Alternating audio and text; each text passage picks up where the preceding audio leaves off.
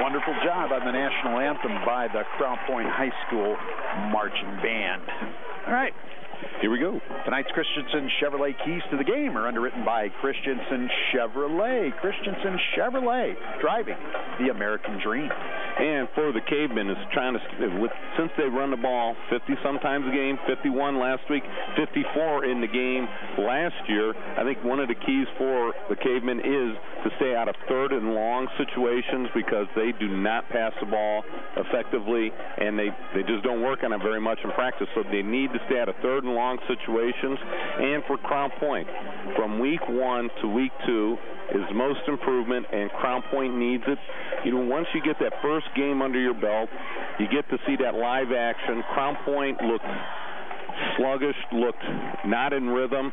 Now that they have some game experience, hopefully they had a good week of practice and have that big improvement from week 1 to week 2. So that's the key for them, is to have had a good week of practice, because, Jerry, they looked sluggish on defense. Their timing was very poor on offense. So a lot of things that Crown Point needed to improve on to get better to be competitive in this game. Tonight's Christensen Chevrolet Keys to the Game are underwritten by Christensen Chevrolet. Christensen Chevrolet, located on Indianapolis Boulevard in Highland. Starting lineups for both teams in tonight's game are underwritten by Strack and Van Til, where fresh is more than just a word. Let's take a look at the offensive starting unit for the Crown Point Bulldogs. The quarterback will be junior Grayson Link. At halfback will be Jesse Martin. Tailback will be Artie Akiwa. The wide receivers will be Shane McCormick and Mark Knox. The tight end, Trenton Shaneborn. And the men up front will be right tackle David Kraft, right guard Nathan Hanlon, the center Nick Winter, the left guard Jake Yelich, and the left tackle Garrett Kopcha. Let's take a look at the Crown Point starting defense, where up front it will be Emus Bennett, Joseph Elliott, and Ethan Wood. The linebacking core in this 3-5 defensive scheme for the Bulldogs: Riante Harold, Donald Schock, Chase Faree, Brandon Botts, and Cameron Watson. In the secondary, the corners are Zach Stewart, Artie Akiwa, and the free safety is Trenton Shaneborn. The head coach of the Bulldogs, Kevin Enright, 22-11 in his fourth year here at Crown Point. Bulldogs 0-1 after losing to Lowell last week. They are ranked number 5 in the RSN top 10. Now the starting lineup for the Mishawaka Cavemen, again underwritten by Strack and Van Til. It's fresh. The quarterback, a third-year starter, Darian Phillips. The running backs will be Adam Heatherly and Greg Burns. The fullback, Peyton Marshall, for this wishbone look offense. The wide receivers, Ryan Roboleski and Devin Beaver. And the men up front doing the blocking this evening: right tackle Tyler Breeden, right guard Jacob Hess, the center Colin Kiefer, the left guard Austin Kisro, and the left tackle Jacob Orban. The starting defensive unit for the Cavemen, who will run a 3-4 look. The ends will be Shandon Wilson and Timothy Calder. The nose guard will be Lawrence Karuki. The linebacking core is Devin Gannett, Kyle Edwards, Kevin Banks, and Adam Heatherly. The secondary, the corners, will be Devin Wakes, Blake Beaker, the strong safety Luke Campbell, and the free safety Luke Shively. The head coach for the Cavemen of Mishawaka, Bart Curtis, 67-23 in his 8th year here at Mishawaka, 178-90 in 25 years of coaching overall. The Cavemen, by the way, do come in ranked number 5 in the Class 5A Associated Press poll, and interesting enough, their enrollment is 4A, Jay, but they prefer to play in Class 5A. That's very nice of them. I'm sure the 4A schools are happy to be quite honest. The starting lineups for both teams in tonight's game were underwritten by Strack and Van Til. We're built around you. You've been listening to the Concussion Clinic Countdown to Kickoff live from Crown Point High School. The countdown to kickoff is underwritten by the Concussion Clinic of Community Healthcare System at Community Hospital in Munster, St. Mary Medical Center in Hobart, and the Valparaiso Health Center in Valparaiso. And you are listening to Chevy Game Night right here on the Region Sports Network on the Key, 90.5 FM, WRTW Crown Point, and 90.5 FM, WRTK in Paxton, Illinois. It's underwritten by your Chicagoland and Northwest Indiana Chevy dealers. For more details on the great Chevy lineup, the website is ChevyDrivesChicago.com. CrownPointChicago.com. Jay, what did we have there on the coin flip? And it looked like Crown Point won the toss. They have deferred, so it is going to be Mishawaka receiving the ball. Okay, so you get Darian Phillips, the quarterback for Mishawaka last week. 20 carries, 185 yards, 4 touchdowns. Not a bad day at the office. No, it wasn't. That's an interesting choice for Crown Point, considering the wishbone style of offense that Mishawaka runs, something Crown Point does not see very often. That, to me, Jay, says right off the bat, even with the week of practice that they had, right now, Coach Enright has more confidence in his defense than he does in his offense. Yeah, definitely, Jerry. And the thing is, you only see a wishbone maybe once a season, so it is a difficult week of practice getting guys to stick with their assignments defensively. You've got to tackle each of those guys on every play.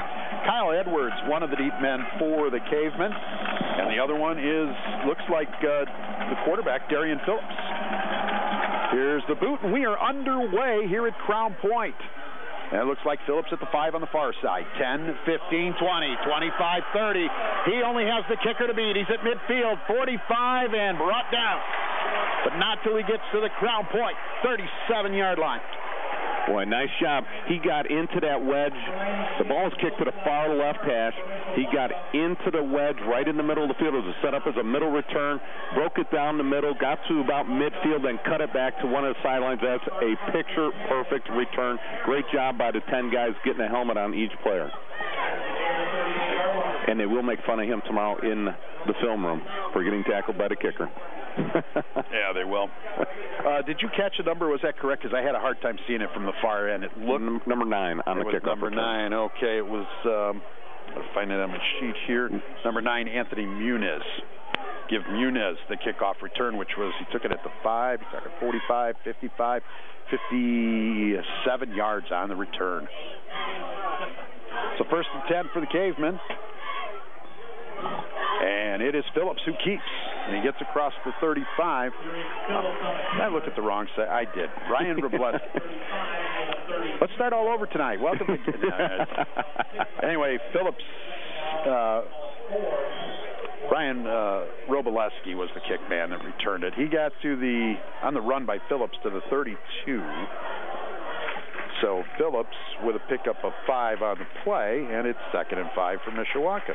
Yeah, again, Crown Point's got to stick with their assignments, make sure they're tackling each of the backs on every play, which is going to be very difficult, especially when he makes really good fakes. Okay, let's see what they do here. 2nd down. He's going to keep again. Phillips going to try to get some room through the middle. Only manages to pick up a couple of yards to the 30, so it's going to be 3rd and 3. And that particular option right there, Jared, that's called a belly option. Basically, all the quarterback's doing is reading that defensive lineman right at that particular point. If the defensive lineman tackles the fullback, then he pulls and he goes right up in the hole using the fullback as a blocker. 3rd and 3 for Mishawaka from the Crown Point 30. It's the opening drive of the game.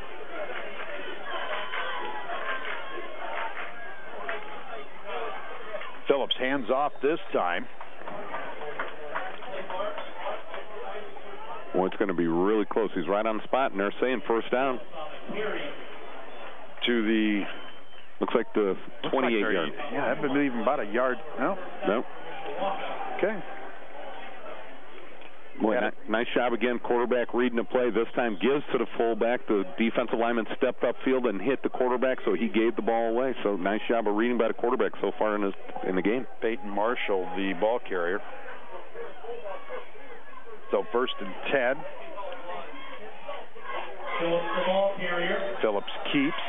Gets across the 25 down near the 23-yard line. That's 5 yards on that. Phillips, 2 of his 3 carries, 6 and 5 yards, and that's the kind of 1st down efficiency that you're looking for if you're Mishawaka. Definitely. And you can tell he's really not taking that option all the way out to the end, because as soon as he does that fake to the fullback, he is tucking it and turning up the field. 2nd down. Man goes in motion. Here's a pitch. Left side, across the 20 to the 19-yard line. Vernon Daniels. And that is Vernon Daniels on the carry for Mishawaka. Yeah, nice job getting outside on the corner. A little bit of motion, gets the pitch, gets outside. Nice job. He just, as soon as he gets to that end, he turns his shoulders upfield and just knocks people back to get the game. Ball's at the 19, 3rd down and 1 for Mishawaka.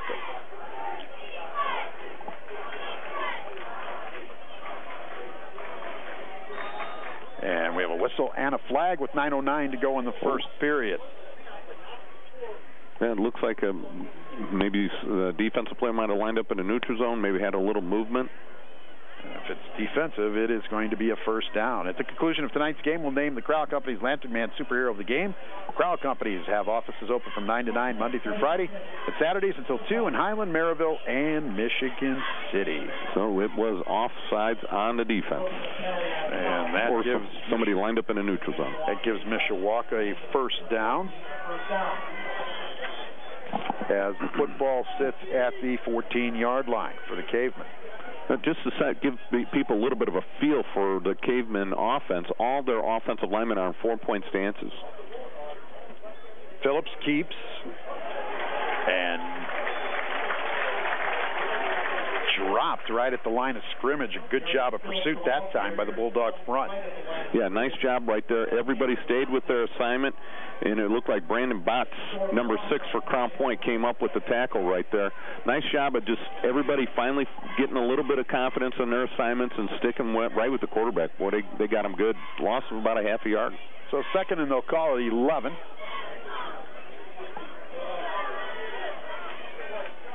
Phillips going to pitch.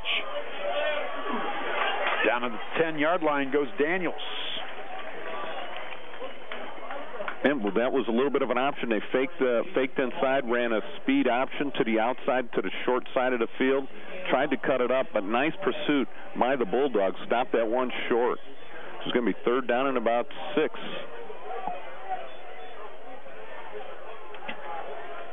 $7:55 to play in the first quarter. And in motion, handoff. That time it was Peyton Marshall with the carry to the 6-yard line. You know, Mishawaka is going to go for it on 4th down, so they're just trying to cut the distance in half right there and go for it on 4th down. And 4th down and 2 for Mishawaka. This is a big play for Crown Point defense right here, Jay. Get that defense off the field. Changing the play according to the defense of Mishawaka. Phillips has everything set now. Gets under center. Man in motion. Phillips is going to keep, and he is going to be stopped and dropped for a loss. Nice job, Crown Point defense. Gang tackling on the quarterback. You knew he wasn't going to hand it off to the fullback. The defensive line just came up and made a great stop. Huge job for the Bulldogs. Build some confidence. And so Crown Point will take over on downs. So while Mishawaka was able to drive, the drive comes up short. They're controlling the ball for the first 5 minutes of the game. So a good job by Crown Point. They'll take over 1st and 10 at the 7-yard line. Not much there as Grayson Link keeps it. Yeah, it looked like a little confusion in the backfield on the play call. No gain is what we'll call it. 2nd and 10. At the conclusion of tonight's game, we'll name the Berry Brothers Blue Collar Player of the Game, underwritten by our friends at Berry Brothers. Berry Brothers providing quality work and safety footwear and apparel since 1946. Link wants to throw. Quick toss, complete at the 10-yard line. That's Jesse Martin on the catch. Well, Link's got to make a little bit better of a pass right there so the receiver can catch it and get upfield, because he picked up about 4 or 5 yards, which is good. But if he was able to catch it and stay on his feet, he could have picked up another 4 or 5 more yards. Looks like they need to get to the 17, so we're going to call it 3rd and 7. Crown Point can't afford to get right off the field. They need to convert. Link under pressure, trying to get away to the left side, and he is going to be dropped for a loss. A loss back inside the 10-yard line. He didn't have a chance. No, he didn't. It looked like Timothy Cadler was in the backfield right away. Number 86 from Mishawaka. He just busted right through there and is in the quarterback's face. And the loss is back to the 5-yard line. So on the sack, it's a loss of 5, bringing up 4th down for the Bulldogs. Well, disappointing drive right there, Jerry. Only pick up of 4 yards on the whole drive. See, Luke Campbell is one of the deep men. The angle, I cannot see the number on that young man at the 50-yard line on the other side. We're going to get a fair catch called for and caught at the 45-yard line.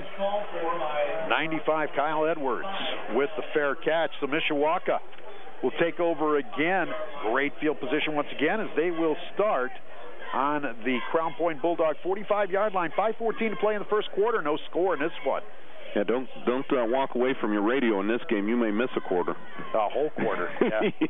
Yeah, but you know what? If you're hungry, the game will be so fast you won't be eating too long from now. So just stay put.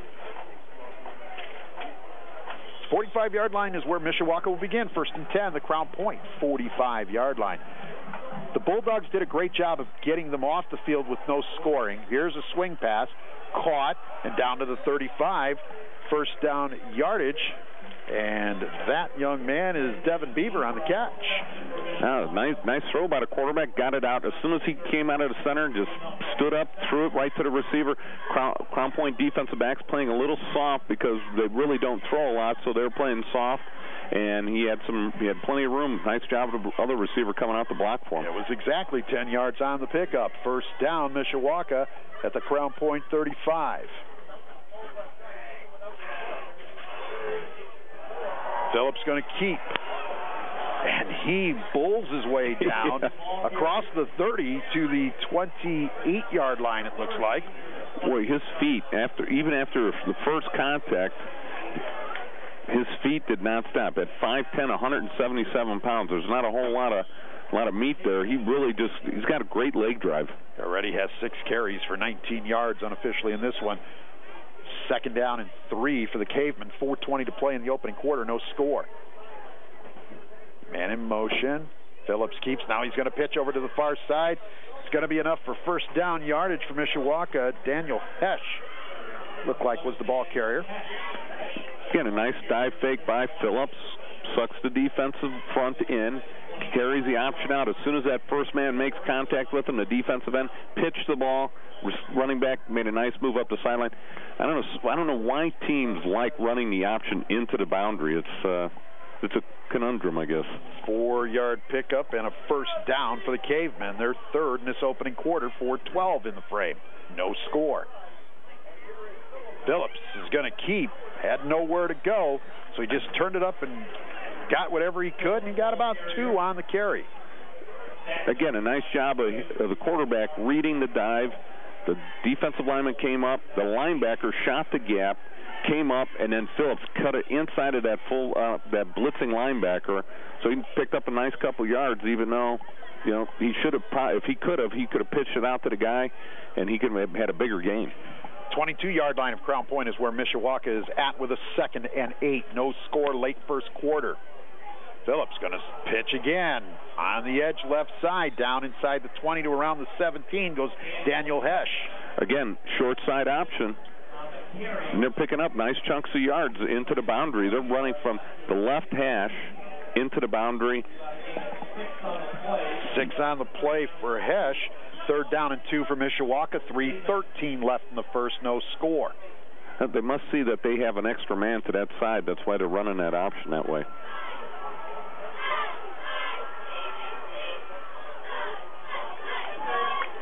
There's Phillips looking everything over.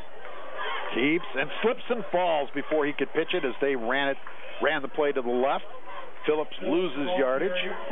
Well, actually managed to at least gain the line of scrimmage once again. So it's going to bring up 4th down and 2 for Mishawaka. And I didn't catch the number of the linebacker that was out there for Crown Point, but he played it perfectly. Forced the quarterback to either cut it inside or pitch it, and the quarterback lost his footing as he tried to cut it inside. Nice job by Crown Point. Emmis Bennett, the defensive end, 56. So 4th and 2 for Mishawaka. Can Crown Point get him off the field again? Let's see. Phillips fumbles, picks it back up, and he's not going to get the yardage he needs. again, running the same play, short side option into the boundary. They ran that about 5 times in this drive, and now Crown Point figured it out and stopped them again on 4th down in the red zone. That's huge. So while all the play and offensive time has belonged to Mishawaka, the Bulldog defense has come up with 2 big stops in his first quarter, and they get the football back with 2:15 left in the frame, no score. 1st and 10, Crown Point from their own 15-yard line. Link hands off to Akiwa, who wants the left side, looking for the corner, gets across the 20 to the 22. Yeah, Crown Point on that play, Jerry, ran 3 receivers to the wide side of the field and then ran a sweep that way to the 3 receiver side. The receivers cut back inside, make some nice blocks. Big gain right there for Crown Point. So 2nd down and 4 for the Bulldogs. Link has Akiwa behind him, and Link drops the snap in the shotgun formation. Looks like Caveman got it. And it is recovered by Mishawaka.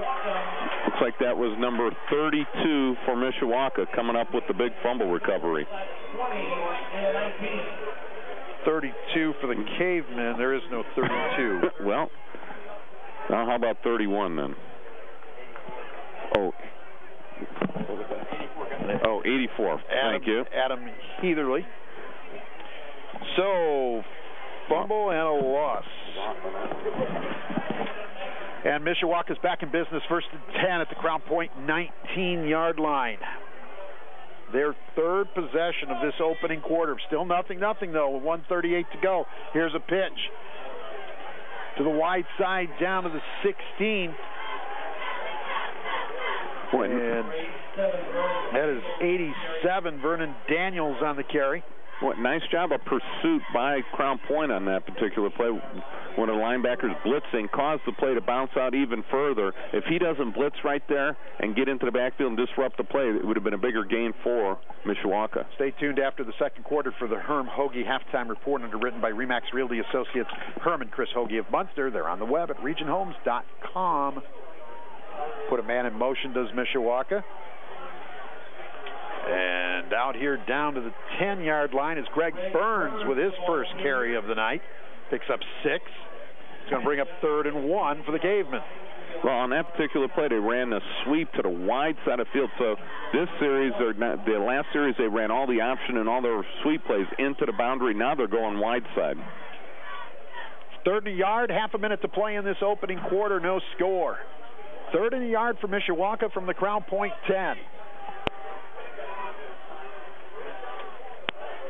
Phillips just going to keep and go ahead, and he's going to get a 1st down to near the 7-yard line.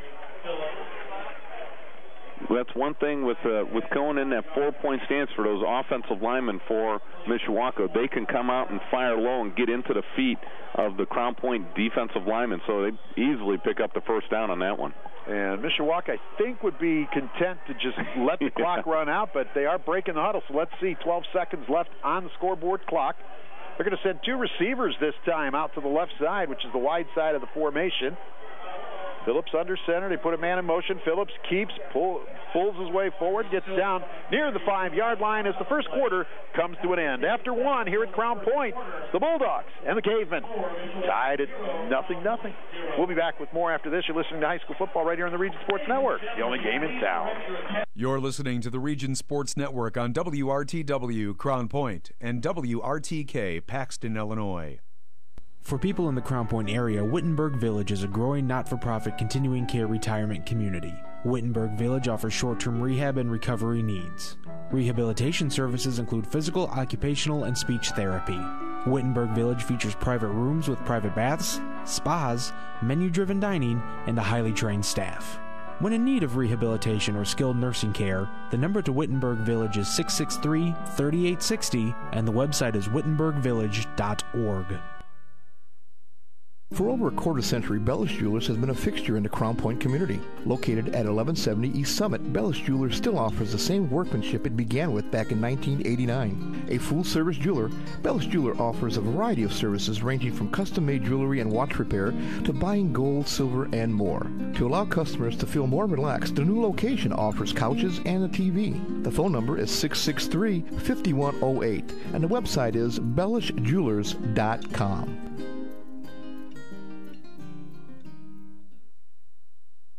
You're listening to High School Sports on the Key 90.5 WRTW.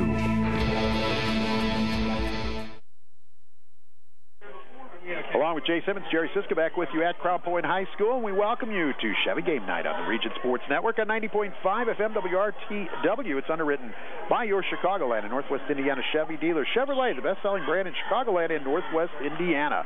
Number one. Nothing as we get set to begin the second quarter. Mishawaka with a second down and goal from the 5-yard line. It has been all Mishawaka offensively, but Jay, Crown Point has managed to come up with the big defensive stop when they've needed to. They need another one right now. Phillips is under center. There's a man in motion. Phillips is going to keep. He's got an opening, and he is in for the Caveman touchdown. Oh, nice job on the fake right there by the quarterback, Phillips. And then, Jerry, he did something a little bit different right there. He faked it into the dive on the right side, stopped, stepped back, and cut it back to the left side over the left guard. And a nice job of blocking down all the Crown Point defensive men, stepping into the hole where on the right side where the guard is to the right, and he had nothing but pay dirt in front of him. So on for the point after. That's 16. Zach Hall. 15. No, it is 15. 15 is Tristan Snyder. I'll tell you what, a lot of the stuff Mishawaka sent us, wrong. It's not on here. Well, because they have the kicker as Zach Hall. Yeah, it looks like they're going to run the offense out there because it might have been offsides on Crown Point, and it looks like they're going to go for 2. And they are. It'll be a half the distance penalty, so that'll move the football down to about the 1.5-yard line. I guess you could call it a 1-yard penalty, right? Officially, is it a penalty when it's the point after? Yes, it would be. Okay, thank you. I mean, as far as your statistical yardage. But do they throw the half in? I'm not. I made it a 1-yard penalty. So that is what Mishawaka did. They sent the offense back on the field, and they're going to go for 2. Phillips under center, and he found an opening up the middle, and he's in. Yep, just took a step to his right and went right over the right guard and right side of the center. Boy, he can pick a hole easily. So with the 2-point conversion, 11:54 left in the first half. The score, the Cavemen 8 and Crown Point nothing. Back with more after this. You're listening to high school football right here on the Region Sports Network, the only game in town. You're listening to the Region Sports Network on WRTW Crown Point and WRTK Paxton, Illinois. Morris Baseball and Softball Center, a new baseball and softball development program in Northwest Indiana, provides instruction for aspiring athletes. The staff at Morris Baseball and Softball Center has over 95 years of combined professional experience, and they provide instruction which includes game-tested methods used by major league teams. Located inside Omni 41 in Schererville, Morris Baseball and Softball provides disciplined, well-organized practices and places players at highly competitive opportunities to achieve success. For more information on Morris Baseball and Softball, the phone number is 227-5250, and the website is morrisbaseballcenter.com. Tonight's game is underwritten in part by Langle's Pizza. With locations in Highland, Crown Point, and 2 in Schererville, Langle's is open for pickup or delivery 7 days a week, and orders can be placed online at langlespizza.com. Don't forget to take the Langle's Pizza and a Pop Quiz at popquiz.regionsports.com for a chance to win a $25 gift certificate. Langle's, serving the region since 1979.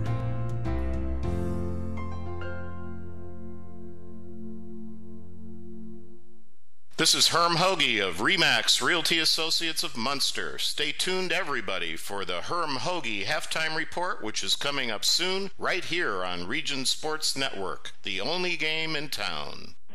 You're listening to Chevy Game Night on the Region Sports Network, presented by your Chicagoland and Northwest Indiana Chevy dealers. Chevrolet, the talk of the town. Artie Akiwa with the return for Crown Point to the 18-yard line. 1st and 10, Bulldogs their own 18, and we're going to have a penalty against the Cavemen. We saw a couple of the defensive linemen jump, and it's 8-0 Mishawaka at this point. Jay, I think the big thing for Crown Point right now is even if you don't get on the board, you need to sustain a drive and keep the defense off the field and start building some offensive momentum. You're not out of the game early in the second at 8-0. And we saw them last week struggle mightily in the second half against Lowell, and coming out here, they are struggling again. They've got to get some offense continuity going. They have only run 5 plays, and the fumble that they lost hurt them, because Mishawaka was able to take that in for the score. Kiwa on the carry, and he didn't gain anything. No, he did not. Second down and 5. No gain for Kiwa on that one. Crown Point actually with 4 positive yards of offense, 1 on the ground and 3 in the air. That's not going to get it done. No. So Link is going to work from the shotgun with Akiwa to his right. Link, quick look, swing to the right side. Catch made here on the near side. It's going to be good for first down yardage. And that is the tight end, Trenton Shaneborn, with the catch. And the first down for CP out to the 34-yard line. Yeah, nice job of Shaneborn just sitting right in an opening and catching the ball, turning the shoulders and getting upfield. You know what? They need to give Link some confidence to stay with the short passing game, build his confidence, get this offense moving.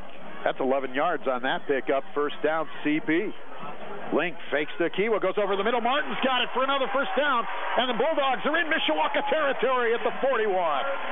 Nice job. A little play fake to Akiwa, and then the slot receiver, the third receiver, they had trips to the wide side of the field. The inside receiver just came over, settled in between the linebackers and the free safety, caught the ball, and did a nice job accelerating up the field. Crown Point back up on the ball. That's a 25-yard play for the Bulldogs.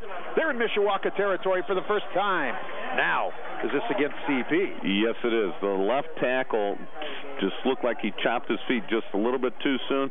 They can't even enjoy success for one play. So legal procedure. That's their third penalty already for 11 yards. And it'll back the ball up to the 46-yard line and make it a 1st and 15 for CP. 10:49 left in the first half. 8-0 Mishawaka. I think if Crown Point stays with the short passing game, they should be successful. So Link working from the shotgun once again. They'll put trips to the left side, the wide side of the formation. And Link fakes to Akiwa. He keeps a nice spin, gets him across the 45 to the 44-yard line. Give him a pickup of a couple. Without the spin, Jay, that's a loss. Yes, it is.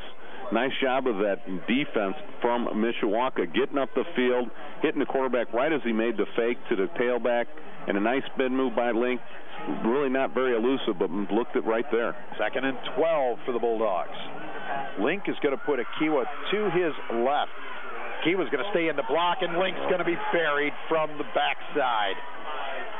Well, it looked like he lost his balance as he went to set his feet, and then all of a sudden 2 guys were right on top of him.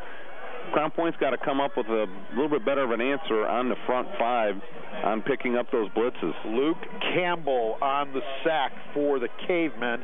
The loss is back to the Mishawaka 46.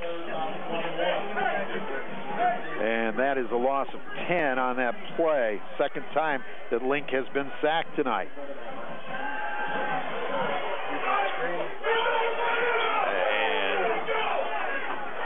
Pass incomplete? Yes, it was. Screen pass set up for Akiwa, and the defense sniffed it out quickly. There was 3 defensive linemen right on top of him. He did the best thing and just knocked the pass down as it came to him. So what started out as a positive drive for Crown Point has stalled via penalty and sack, and the Bulldogs will have to punt it away with 9.5 minutes to play here in the first half. Well, I just don't think Crown Point should go with the deep passes. I think if they go with the 3-step drop passes, quick release, they should be fine.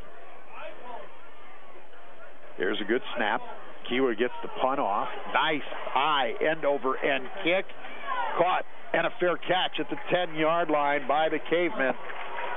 On the catch there, Luke Shively. So it will be Mishawaka football First and 10 from their own 10-yard line with 9:26 to play in the first half. The Cavemen leading this one 8-0. Tonight's game is underwritten in part by the Randall K. Miss Accounting Group in Sherrville. When it comes to business, let Randall K. Miss Accounting put the numbers to work. Their phone number is 219-864-8541, and they are online at www.rkmissgroup.com. Well, Akiwa really put his foot into that one. Jerry got off roughly about a 42-yard punt. That was a beauty. That was a beauty of a kick by Artie Akiwa. So let's see if the Bulldogs can keep Mishawaka pinned and get some field position here. They found a couple things that could help move the football, that's for sure, Jay. Phillips under center. He's going to pitch. This is Burns trying to get a sweep right. Can't find anywhere to go. Good pursuit by the ends and the linebackers of the Bulldogs. The gain is a yard. Yeah, nice job. I couldn't get the number. It might have been 82. Ronte Heller, right? Riante Harrell. Yep, Riante Harrell. Nice job of pursuit right there. He ran straight down the line of scrimmage. They stuffed the play back, and he was able to clean up from behind. Did a great job of his motor never stopped as he was running down the line of scrimmage. They're going to give him a yard on the play. Football at the 11-yard line, 2nd and 9.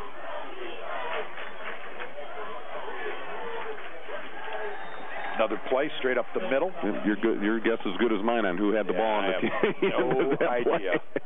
It looked like at the mesh point, the quarterback and the fullback just sort of collided in there. So 34, Mike Hicksonbaugh. Yeah, Hicksonbaugh just all of a sudden they just got swallowed up by that defensive line. Quarterback gave the ball away on that one. 3-yard pickup on the play. 3rd down for the Cavemen.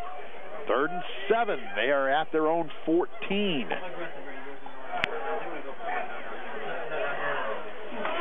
Quick swing pass. Swing pass out there, but nice job of pursuit by the Bulldogs. 17-yard line, pickup of 3. Samuel Eggleston was the man that made the reception. Yeah, nice job of Chase Free coming out of his linebacker position, making the tackle, stopping that gain short of a first down. They're going to go for it, Jerry. So 4th down. 4th down for Mishawaka. 4th and 2 from their own 18-yard line. Phillips under center. And now we get a timeout on the field. Timeout, Mishawaka. 7:29 to play in the first half. 8-0 Cavemen. Let's take a quick break. You're listening to high school football right here on the Region Sports Network, the only game in town. You're listening to the Region Sports Network on WRTW Crown Point and WRTK Paxton, Illinois. Your local Chicagoland and Northwest Indiana Chevy dealers are proud to be contributing members of the community here in Northwest Indiana. Your local Chevy dealers also pride themselves on their commitment to help you find a vehicle of your choice at a Chevy dealer near you. Our website is ChevyDriveChicago.com. Once again, that's ChevyDriveChicago.com. We look forward to serving you. Chevy runs deep.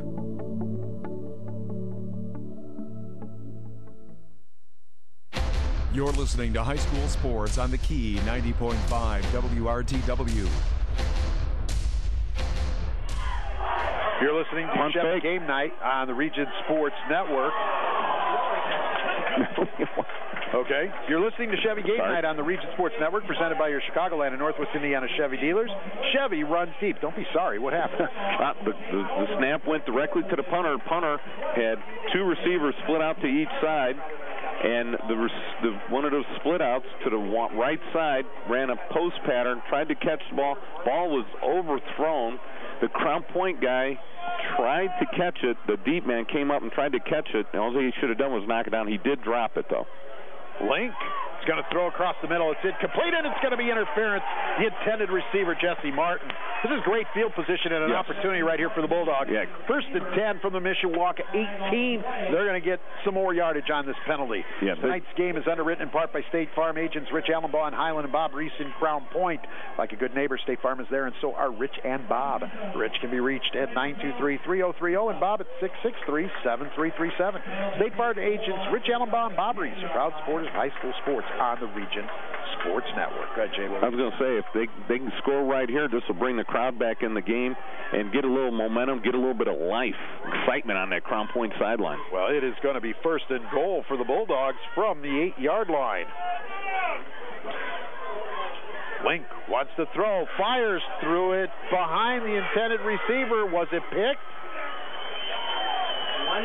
Yes, they are saying that it's a completed pass to Mishawaka, number 5 on the interception. And that was picked off by Luke Campbell. Nice job of Campbell coming up from his free safety position, cutting off the pass right there, but that was a poorly thrown ball, Jerry. Yeah, he had him open on the break and threw it behind him. He threw it to where he was, not to where he was going to be.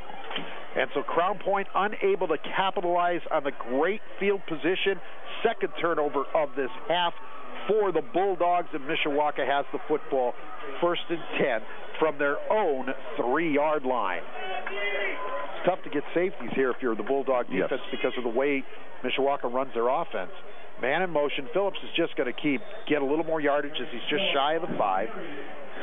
I have to say, the Brandon Phillips quarterback for Mishawaka, the hardest he is getting hit is from his fullback, Peyton Marshall, hitting him from behind to push him forward every time he does a quarterback sneak. I am completely I would not want my fullback doing that to me if I was a quarterback. I'm about out of space on my sheet for Phillips, and we're only in the first half. You have to break out a new one. This is not good. Second and 8. Ball just shy of the 5-yard line for the Cavemen. Nice crowd on hand tonight. Actually, yes. Mishawaka brought a nice crowd with them. There's a handoff across the 5.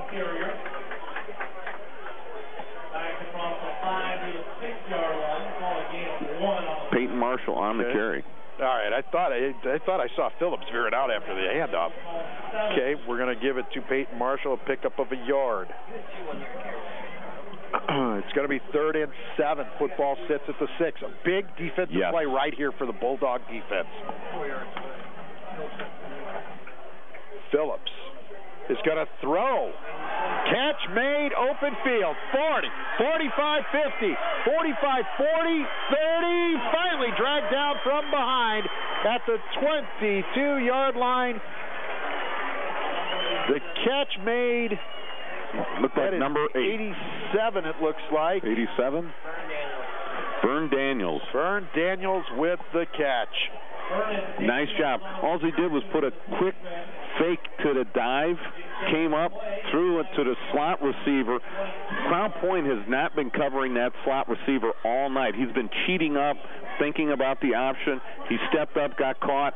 Nice play by Mishawaka. See, the ball was at the 6, so that's 44, 54, 64, 69, 70, 71, 72 yards on that play. Well, that's probably more passing yards than they had all last season. Well, they had one completion last week for 62. Brandon Marshall at the... Darian Phillips keeps the ball, fakes to the right side, again, does that cutback play that he scored the touchdown on initially. Dive fake to the right, cuts it back to the left side all the way, a design cutback, and gets it all the way down to the 8-yard line. That's a 14-yard pickup by Phillips. Yeah, Darian Phillips having a heck of a game so far. And it is first and goal for the Cavemen from the 8-yard line. 5:29 to play in this opening half. Cavemen lead at 8-0. Trying to extend that lead.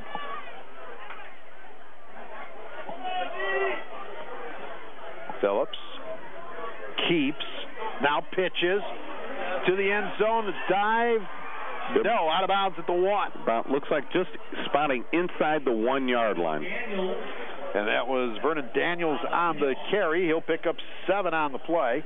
Nice job, Brandon Phillips, taking the dive, giving the dive fake, sucking in the lineman. The defensive end crushes down on him, hits him as he's pitching the ball. Nobody out there to make the cleanup on the tailback until the free safety comes over the top and pushes him out just at the 1-yard line. So second and goal for Mishawaka from the 1. Crown Point's defense looks gassed, Jay. They've been on the field this whole half. Phillips is in as he goes in between the center and left guard. 1-yard touchdown run for Darian Phillips.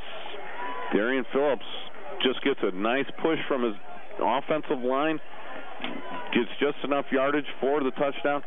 Boy, the Crown Point defense needs to get over and get a cup of water because they have been out there pretty much the entire first half. Wow. Mishawaka has definitely won time of possession in this game. I don't have it, but... So here's Zach Hall on for the PAT.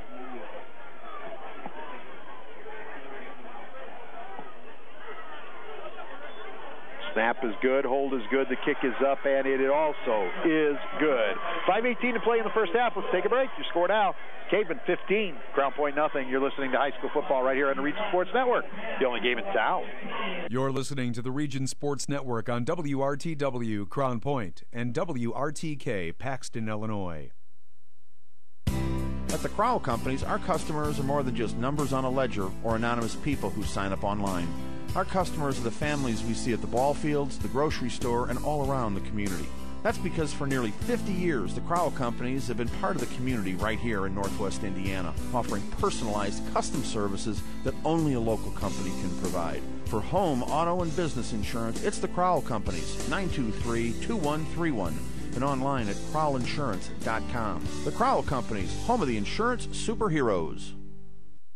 McShane's Total Graphic Solutions puts your company name and logo on just about anything. We offer a full line of custom marketing products and services like custom imprinted mugs, pens, and magnets, quality employee apparel, with custom imprinting and embroidery, executive gifts, customer appreciation and gifts, and so much more. McShane staff can help you select the right items to help you achieve excellent results. McShane's 1-800-837-1400 or online at mcshanes.com. This is Herm Hoagie of RE/MAX Realty Associates of Munster. Stay tuned, everybody, for the Herm Hoagie Halftime Report, which is coming up soon, right here on Region Sports Network, the only game in town. Welcome back to Chevy Game Night on the Region Sports Network on the Key, 90.5 FM WRTW Crown Point and 90.5 FM WRTK in Paxton, Illinois. It's underwritten by your Chicagoland and Northwest Indiana Chevy dealers. For more details on the great Chevy lineup, the website is ChevyDrivesChicago.com. 1-yard touchdown run by Darian Phillips gives Mishawaka a 15-0 lead with 5:14 to play in this opening half. Return by Akiwa is to the 19-yard line, and that is where Crown Point will begin, 1st and 10. Well, for Crown Point, 2 turnovers and the inability to take advantage of great field position has finally put that defense in a hole to the point where now the Bulldogs have to get something going offensively and have to answer score here by Mishawaka with something of their own before the half. But the thing is, right now you've got your number one offensive player, Artie Akia, is down on the field. He can't figure out, just sort of sitting there, laying back, and he did return that ball, but it was only about a 2-yard return. So we're going to have to see. Maybe it looks like maybe just a cramp. It gives us time to tell you to stay tuned after this quarter for the Herm Hoagie Halftime Report. It's underwritten by RE/MAX Realty Associates Herm and Chris Hoagie of Munster. They're on the web at regionhomes.com. Friday nights on the Region Sports Network get started with the Tech Credit Union tailgate beginning every week at 6. Tech Credit Union has 6 Northwest Indiana locations to serve you. A brand new feature to the Region Sports Network this year is the Langle's Pizza and a Pop Quiz. That's online at popquiz.regionsports.com. Fans can log on and take the short quiz, get a perfect score, and you'll have a chance to win a $25 gift certificate to Langle's Pizza. Langle's has 4 locations, Highland, Crown Point, and 2 in Sherrville. They're on the web at langlespizza.com. And he's limping coming off the field, Jay. Fans of Region Sports, while you're online, check out the #1 student NWI features. It's published by our friends at NorthwestIndianaLife.com. 27 Northwest Indiana schools are participating, including Lake Central, Munster, Crown Point, and Lowell, with stories straight from the students. The eyes and ears of positive news and events in the schools. You can find all these great stories at NWIndianaLife.com/1StudentNWI. So what do we have there, Jay? Just a little dive fake. Grayson Link comes up throwing, throws it to number 21 of the Bulldogs, and He drops it. So it goes as an incomplete pass, and it'll be 2nd and 10 as the Bulldogs are at their own 19 with 5:10 to play in the first half. I mean, it was a nice read by Link. Martin right in the middle of the field just couldn't come up with it. They're going to stack receivers on the left side, and then they're going to hand off. Getting the edge on the far side for first down yardage across the 30. Fighting his way across the 35-yard line is 15, Quentin Jones. Yeah, Quentin Jones, nice job right there reading the block downfield of Jake Yelich, number 77, the left guard, getting downfield, making a block on the linebacker and springing him for the big play. Nice job of the line getting downfield. So that is a 16-yard pickup for Jones. First down for CP. The ball rests at their own 35.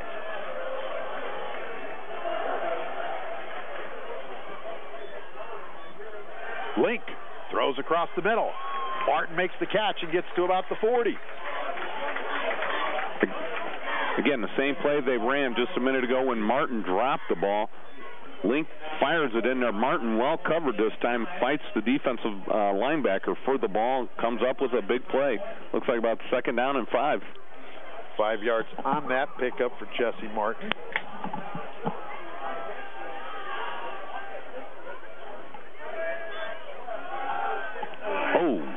Oh, what? It looks like Link handed the ball off to number 15 from Crown Point. That's Jones. Jones immediately got stuffed in the backfield by a blitzing linebacker for Mishawaka. So he loses 2 yards to the 38. That was Kevin Banks, number 38, just coming in and stuffing the play. So it's going to be 3rd and 7 for the Bulldogs. Clock runs 4 minutes, and that's going to be a penalty on the Cavemen. And jumping. And you can hear the Mishawaka coaches next to us not real happy with that. Gosh dog it, they said. Yeah, it was something like that. Well, puts it a little bit 3rd down and a little bit more manageable. 3rd down and 2 for the Bulldogs. I have that as the... Oh, I'm sorry. I'm on the wrong sheet there. Uh-oh. 3rd penalty for Mishawaka. Football now at the 43. Here's Jones, and he's got a first down, and he's across midfield.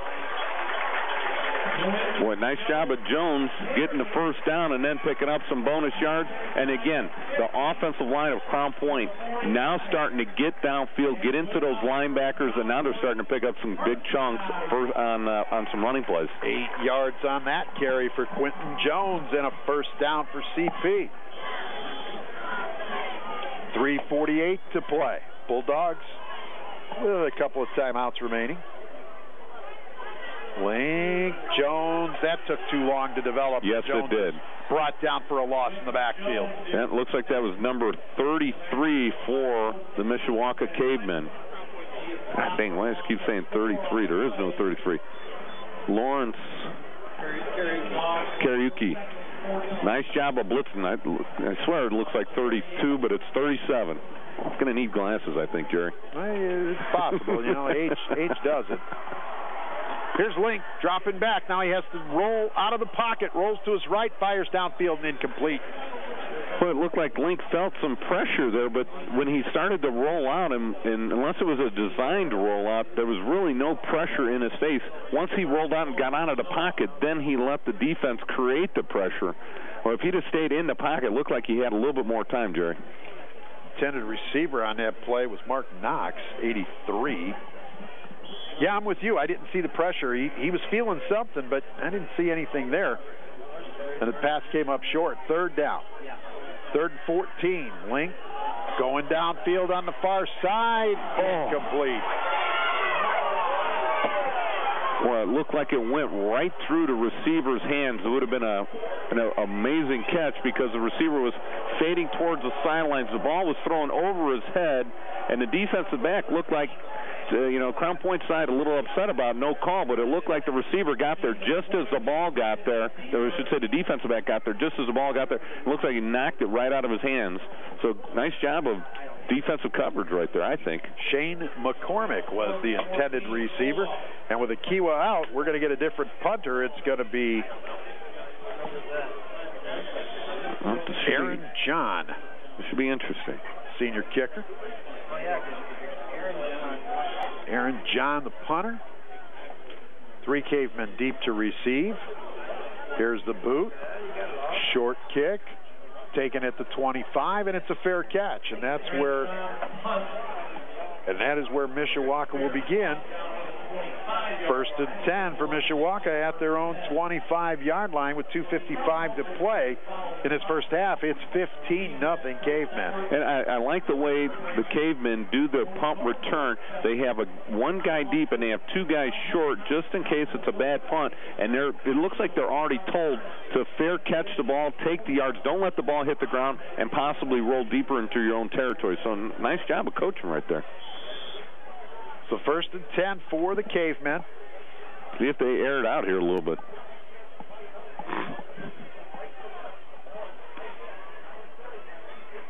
There's Phillips. Handoff. I noticed you hesitated just a little bit right there. Well, that was Mike Hixenbaugh that had the football. But he had his back to it, so you really couldn't tell if he was still carrying the ball. And I'm talking about Phillips, the quarterback. I saw Phillips running, but it didn't look like he had the football. Right. But I couldn't tell who he gave it to. He does a really nice job of hiding the football. Yes, he does. On his handoffs. He does want to throw here, and he's going to swing it out to the far side, across the 30 to the 33-yard line is Ryan Robolewski. Robolewski is how they're calling it up here. Yeah. We'll take whatever. I was told by a coach. There you go. So the Mishawaka coach tells me Robolewski. You got to go with it. Robolewski.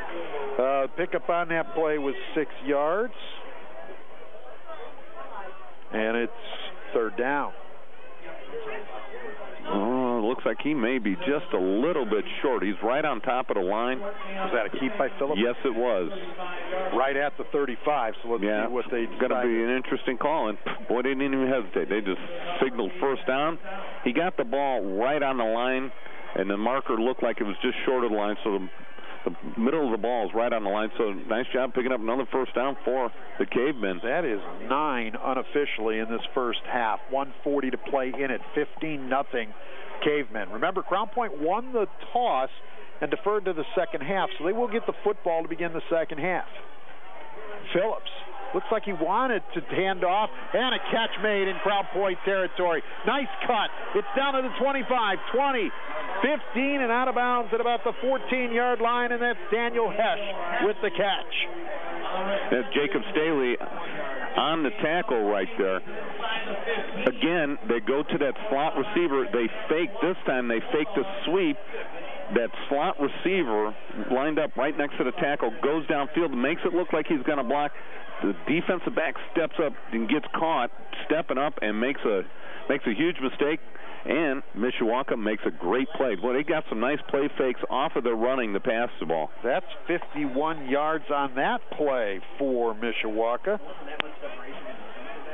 Boy, Brandon Phillips has threaded that needle right over the top of Jacob Stanley. Stanley at 6 foot could have reached up and almost got that one, but it was threaded right over the top of him. Great throw for a team that doesn't throw very much. He's been pretty accurate tonight, Jerry. Oh, he's 5 for 5 for 142 yards in his first half. Wow. 1:16 left. Mishawaka has taken a timeout. Cavemen lead the Bulldogs 15-0. Stay tuned after this quarter for the Herm Hoagie halftime report, underwritten by Remax Realty Associates. Herm and Chris Hoagie of Munster. They are on the web at regionhomes.com. We got some scores. We got Michigan City 7, Northridge 0 in the first quarter. And we have Penn 7, Maryville 0 in the first quarter also. Of course, a lot of the other action in Northwest Indiana, a little behind this action because this was a 6:30 local time start. But if you want to know what's going on all around Northwest Indiana, of course, join the crew after the game for the Region Football Wrap-Up right here on the Region Sports Network. The crew back at the RSN studio will give you all of the scores from tonight's games across Northwest Indiana.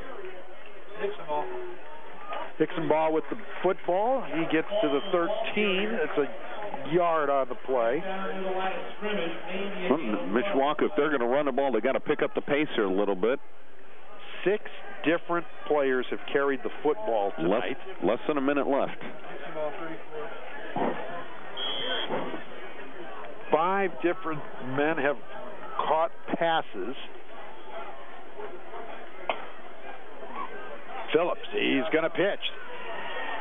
Down to the 5-yard line goes Hesh.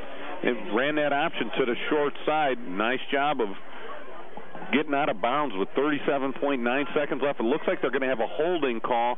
Looks like it might have been on the back out in the flats there. That was Greg Burns making a block out there on the defensive back from Crown Point trying to come up. Looks like he had his hands outside on his arms, and they're going to get called for holding. 4th penalty for 30 yards for Mishawaka. And that will move the football back to the 19-yard line.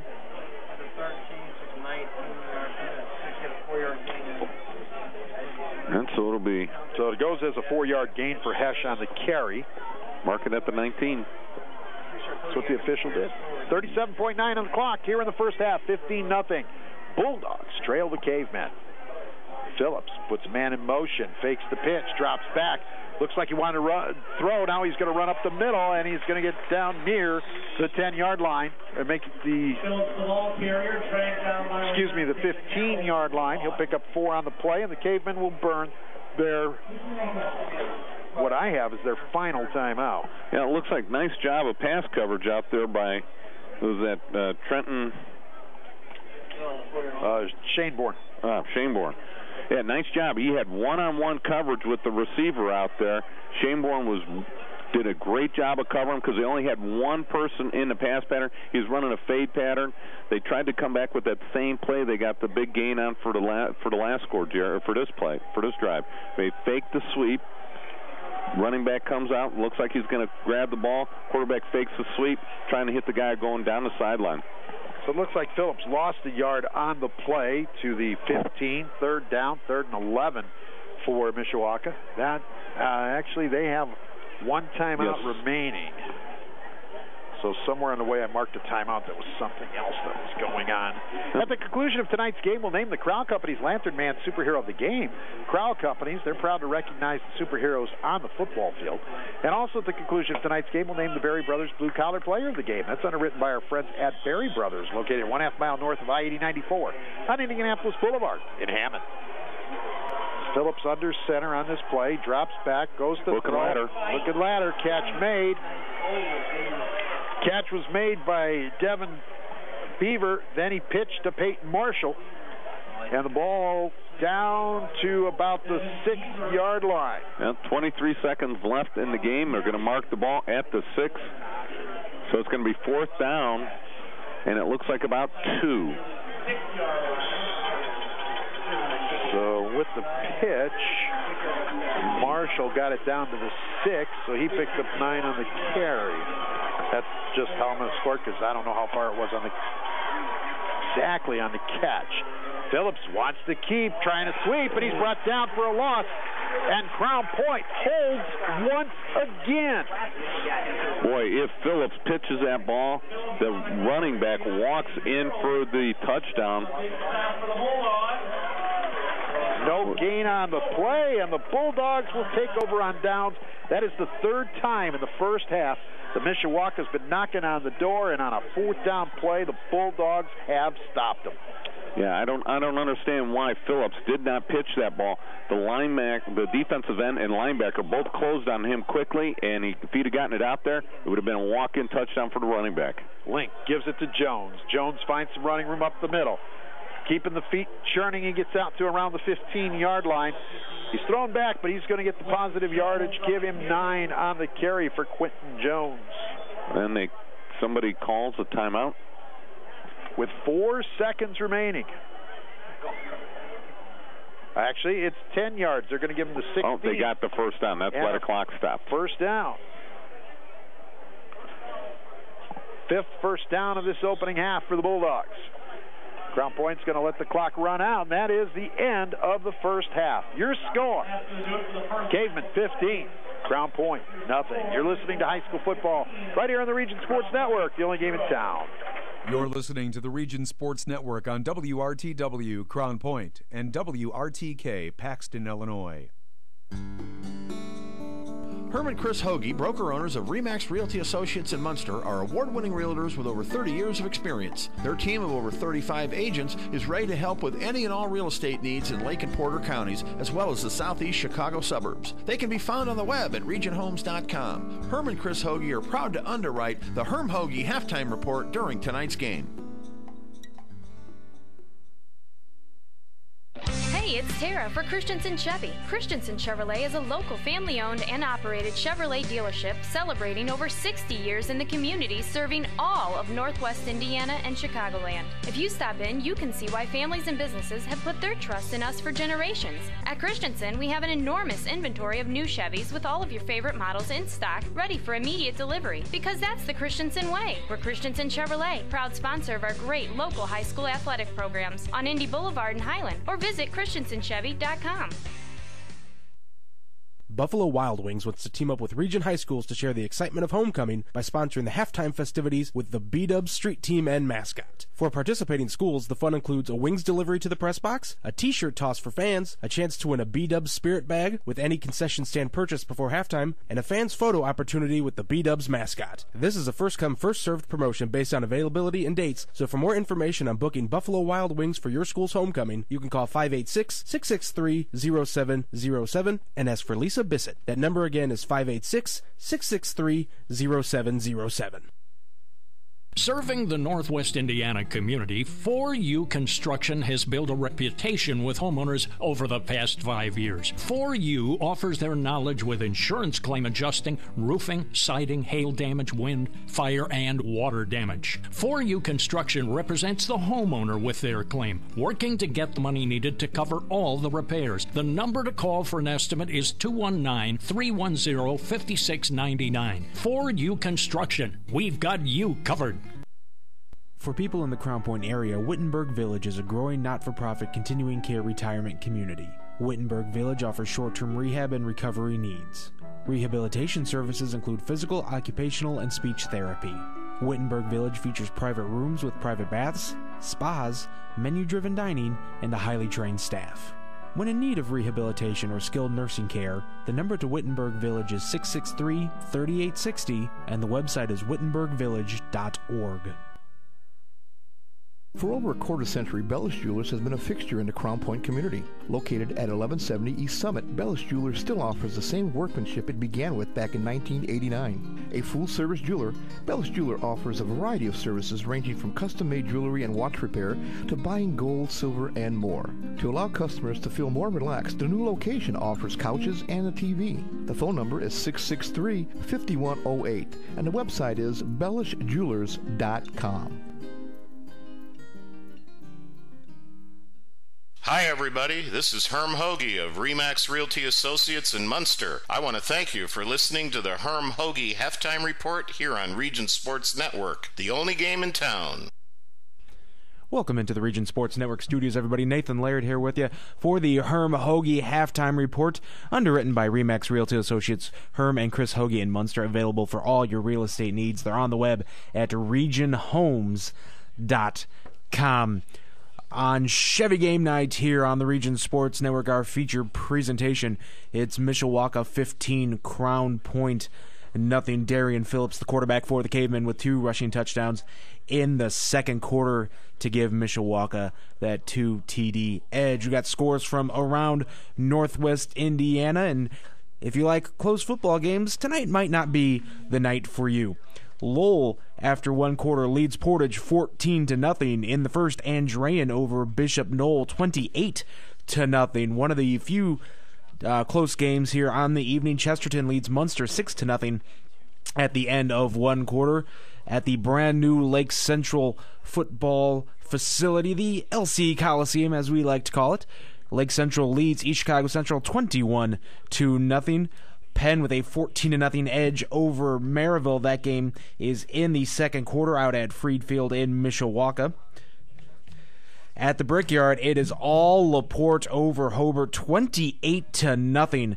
The Slicers with the big first quarter lead. 3 Bricky turnovers have directly led to LaPorte scores. Whiting leads Gavitt 13-0. That game is also in the first quarter.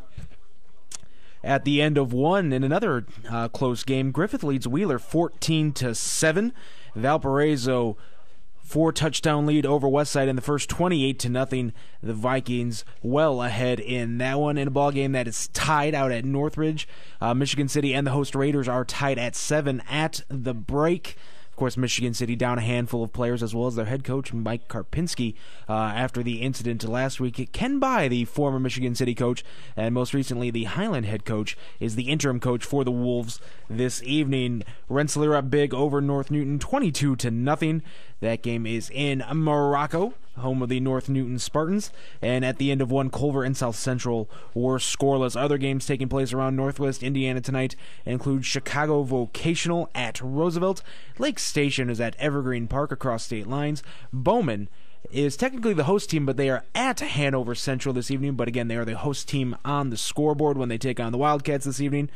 Calumet and Clark, a score update on that one. Calumet, after losing 63-0 last week, they are up 13-0 over Clark in the first quarter up at Fort Pioneer.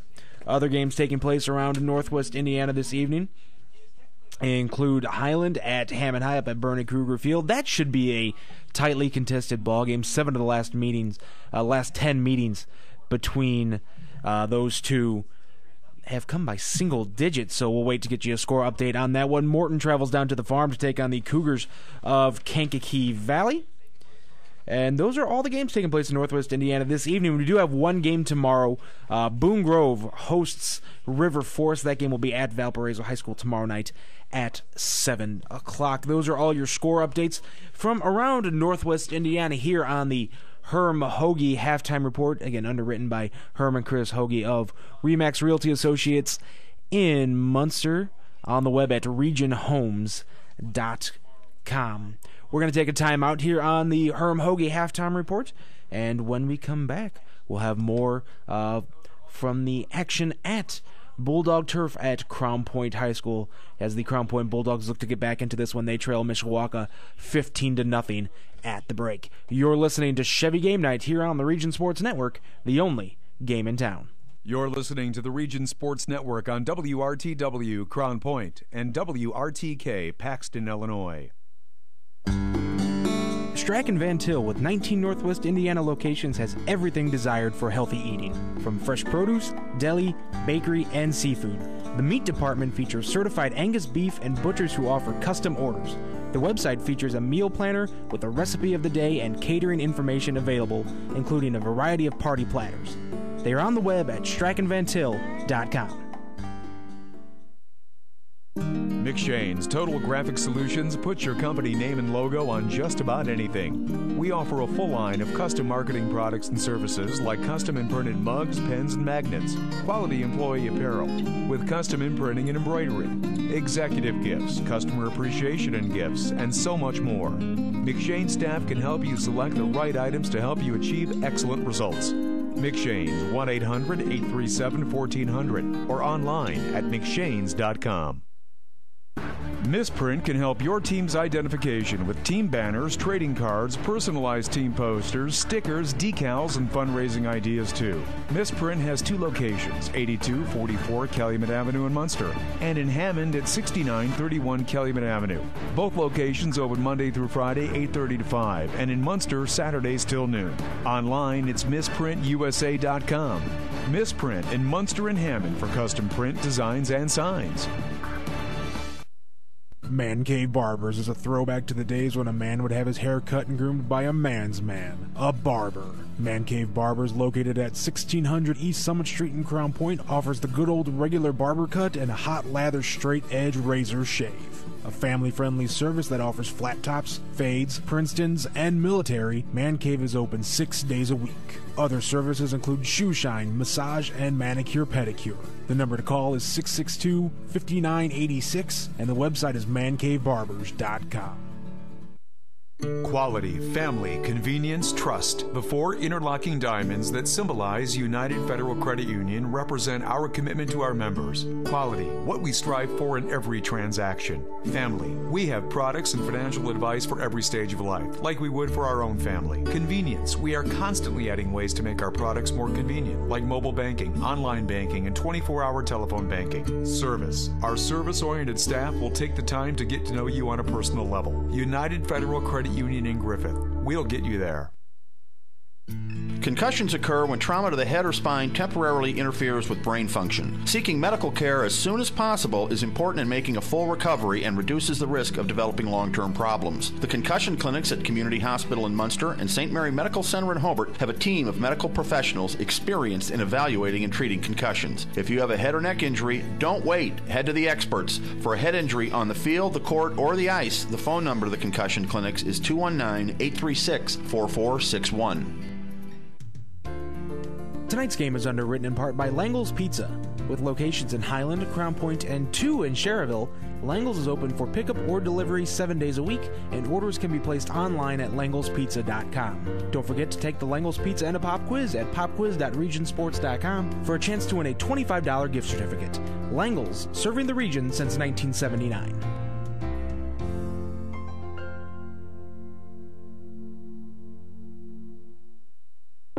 Your local Chicagoland and Northwest Indiana Chevy dealers are proud to be contributing members of the community here in Northwest Indiana. Your local Chevy dealers also pride themselves on their commitment to help you find a vehicle of your choice at a Chevy dealer near you.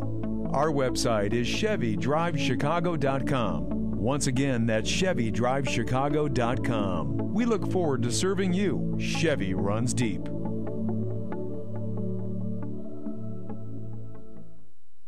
Hi, everybody. This is Herm Hoagie of Remax Realty Associates in Munster. I want to thank you for listening to the Herm Hoagie Halftime Report here on Region Sports Network, the only game in town.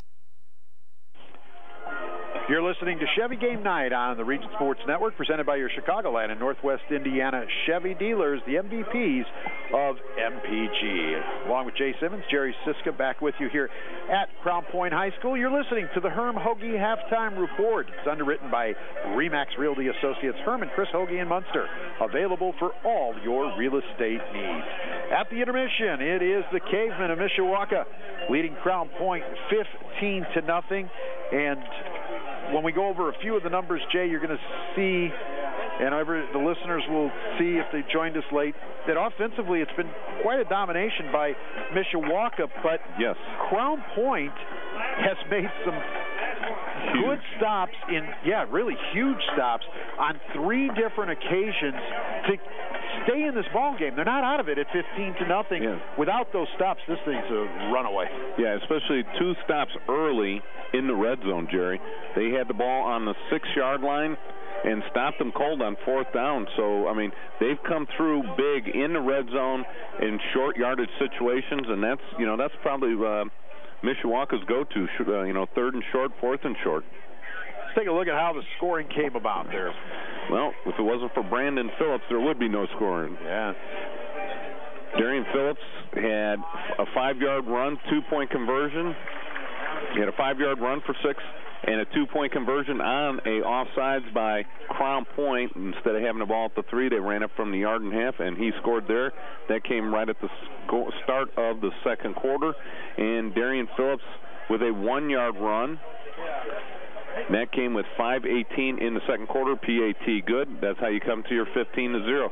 And really, Jared, that second touchdown was set up by a long pass play. So Mishawaka has done something out of their comfort zone, and that's been throwing the ball very well tonight. And they've thrown it very well. You are correct, Jay. 6 of 6 for 142 yards for the Cavemen in the first half. Let's take a look at some of the unofficial numbers from the first half for Mishawaka. They ran the ball 51 times last year. Yes, last week, and 54 times against Crown Point last year. They've already ran it 34 times in the first half, so I'm betting they're going to exceed those numbers. Yeah. But Crown Point's defense not bad.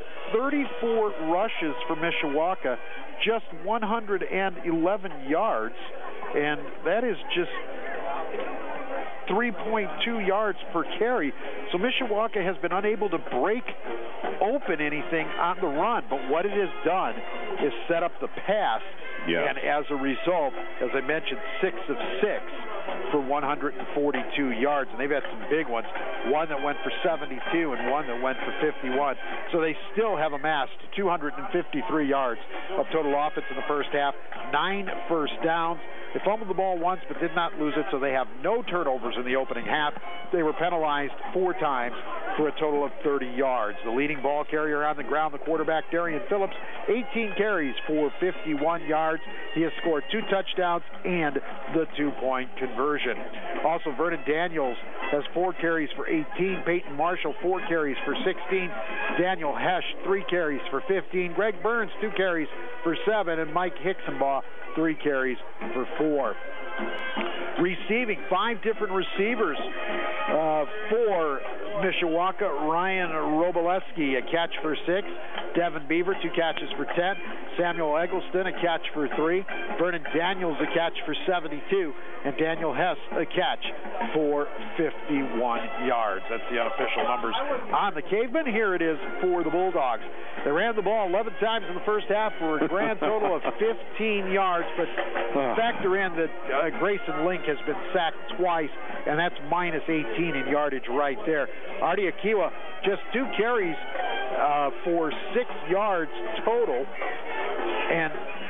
but Akiwa went down in the second quarter, hobbled off, and we have not seen him since. No, we haven't. That's when Quentin Jones came in, and Quentin Jones in the latter part of the second quarter had 5 carries for 28 yards. Grayson Link throwing the football in the first half, 4 of 7 for 44 yards and an interception. So Crown Point with just 59 yards of offense in the first half. 5 first downs. They were penalized 5 times for 11 yards. The Keys, they had a fumble and they had a pick, so they have turned the football over twice. And one of those turnovers, the interception, that was when they got the ball first down at the Mishawaka 18 after Mishawaka botched a fake punt attempt and unable to capitalize at that point in time. So for Crown Point, been dominated statistically, been dominated in the fact that their offense has not been able to move the football and get something going. But the reality of it is, it's only a 15-0 game. They get the football to start the third quarter as they won the toss and deferred to the second half. And you correct a thing or two, Jay, and you go right down and score right now, you have got a football game. Yeah, they've got to come out and get some Jerry, they got to get something positive on the offense to get some momentum on their sideline. They have struggled since the first quarter of that lull game that we did last week. The 3 quarters into that game and the 2 quarters in this game, they have really struggled offensively. And we go back to the keys to the game, Jerry, and we talked about how from week 1 to week 2, it's a huge week of improvement, and offensively, Crown Point has really not done that. And then we go back to the Cavemen's key to the game, dominating, making sure they're not in 3rd and long situations. They have done that very successfully tonight. They've been, I don't think, Jerry, they've been more than 3rd and 5 on more than 1 or 2 occasions. So the Bulldogs trail the Cavemen 15-0 here at the break. During the month of September, the athletic departments in the Greater South Shore Conference will be doing a service project called Jar Wars in support of the Red Circle Foundation. www.redcirclefoundation.org. During the month of September, at all home high school and middle school athletic events, CSSC schools will be collecting loose change from their fans, parents, and students they may have on them. They'll toss them in jars will be located at the ticket tables and booths. At the end of the month, the GSSC will make a donation to the Red Circle Foundation for 100% of the profits taken in. The Red Circle Foundation is an organization that was started by Brandon Webb, a former Navy SEAL, when his best friend was killed in Benghazi. This foundation assists in providing support to families who have lost a loved one in the military by purchasing Christmas gifts, helping with medical care expenses, as well as many other needs that families have incurred since their loss. Make sure to have some change in that pocket pockets when you go to any Greater South Shore Conference game during the month of September to help this Red Circle Foundation cause. Great foundation.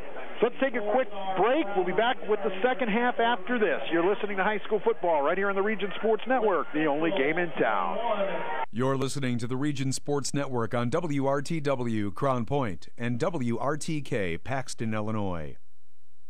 Sports in the region are about tradition, and since 1946, Berry Brothers in Hammond has built a tradition of quality and service. With a professionally trained sales staff, Berry Brothers offers a selection of quality American-made work boots, safety shoes, and apparel. Located on Indianapolis Boulevard, a half-mile north of Interstate 94, Berry Brothers is devoted to providing exceptional service to ensure the satisfaction of every customer. Berry Brothers is open 7 days a week, and gift certificates are available. The website is berrybros.com. Tech Credit Union can help you get the cash you need for home improvement, education costs, or any other purpose. Unlock your home's equity with a home equity loan featuring a 3.99 annual percentage rate, 7-year repayment term, and no closing costs. With a fixed rate, your monthly payment won't change during your loan term. To learn more, visit techcu.org or call them at 800-276-TECH. That's 800-276-8324. Tech Credit Union is an equal opportunity lender and is federally insured by the National Credit Union Administration. Rates may change without notice. Morris Baseball and Softball Center, a new baseball and softball development program in Northwest Indiana, provides instruction for aspiring athletes. The staff at Morris Baseball and Softball Center has over 95 years of combined professional experience, and they provide instruction which includes game-tested methods used by major league teams. Located inside Omni 41 in Schererville, Morris Baseball and Softball provides disciplined, well-organized practices and places players in highly competitive opportunities to achieve success. For more information on Morris Baseball and Softball, the phone number is 227-5250, and the website is morrisbaseballcenter.com. Hi, everybody. This is Herm Hoagie of RE/MAX Realty Associates in Munster. I want to thank you for listening to the Herm Hoagie Halftime Report here on Region Sports Network, the only game in town. Welcome back to Chevy Game Night on the Region Sports Network. On the key, 90.5 FM, WRTW Crown Point, 90.5 FM, WRTK Paxton, Illinois. It's underwritten by the Chicagoland and Northwest Indiana Chevy dealers. For more details on the great Chevy lineup, the website is ChevyDrivesChicago.com. We want to let you know that this broadcast is a production of the Region Sports Network. Any other use, duplication, reproduction, or retransmission of the accounts and descriptions of this contest without the expressed written consent of the Region Sports Network is prohibited. He's Jay Simmons. I'm Jerry Siska. We're getting set to begin the second half of action. Bulldogs to get the football first. They trail the Mishawaka Cavemen 15-0. That's Jesse Martin over on the far side, and 29 over here. That is Zach Stewart. So those are the deep men, Martin and Stewart, for the Bulldogs. See if we can get a big kickoff return. It would be nice. Get some momentum going. Get a little positivity going on that Crown Point sideline. Here's the kick. This is Stewart. Backpedaling to the 3, up the middle of the field, 10-15. Now he cuts to the left and drops.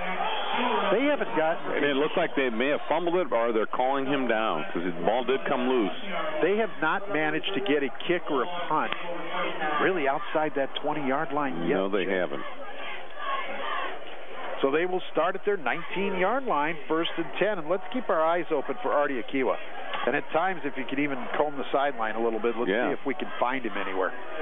Because Akiwa is usually one of the deep men, so that's an indication that he's not ready to go.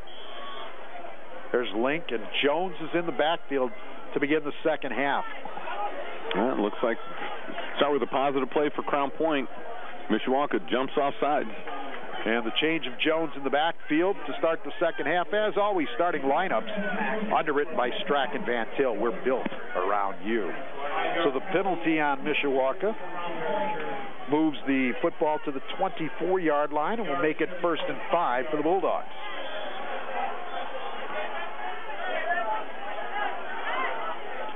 Link gives it to Jones, who wants to come here to the right side. Eludes one tackler. Sidesteps the sideline, tiptoes along it, and gets to the 32 before going out of bounds. And that is going to be enough for a Bulldog first down, as the pickup is 8 for Jones. Yeah, Jones, all he does is crosses Link's face. They got trip receivers to the wide side of the field. All those receivers blocked down. and he just bounces it to the outside, picks up a nice first down. At the conclusion of tonight's game, we'll name the Crowell Companies Lantern Man Superhero of the game. Crowell Companies. They have offices open from 9 to 9 Monday through Friday and Saturdays until 2 in Highland, Maryville, and Michigan City. Here's a handoff. This is Shane Bourne. He's going to take it on the sweep left. And Shane Bourne gets near and will have. He's going to be close to that first down marker at the 42-yard line. So the sweep left is going to give the Bulldogs another first.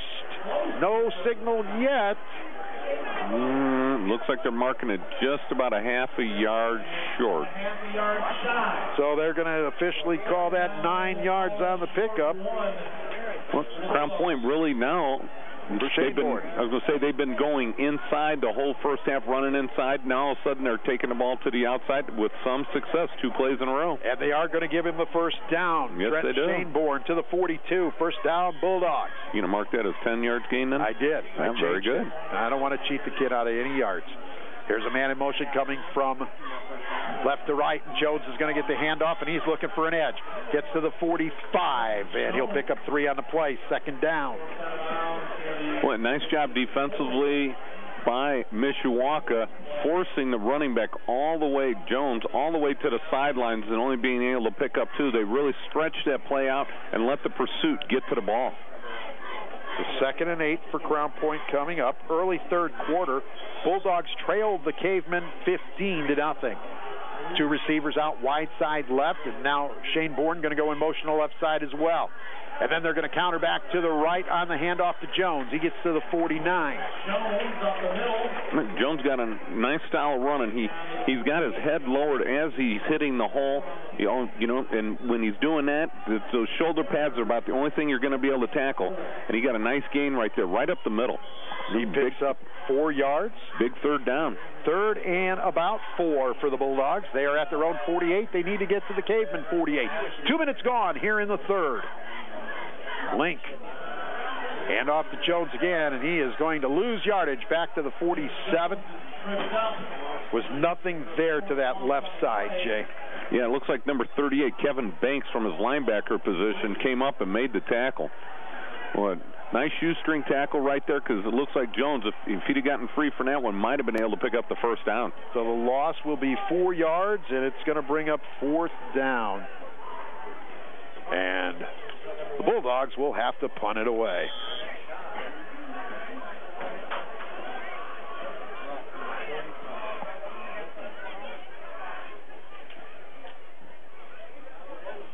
Nice snap. There's the boot. That by Aaron John. Oh, fumbled. It's fumbled. It's loose on the turf. Scramble on the far side, and Crown Point has it. The Bulldogs sideline excited. Crown Point's going to keep the football on the turnover. Oh, huge turnover.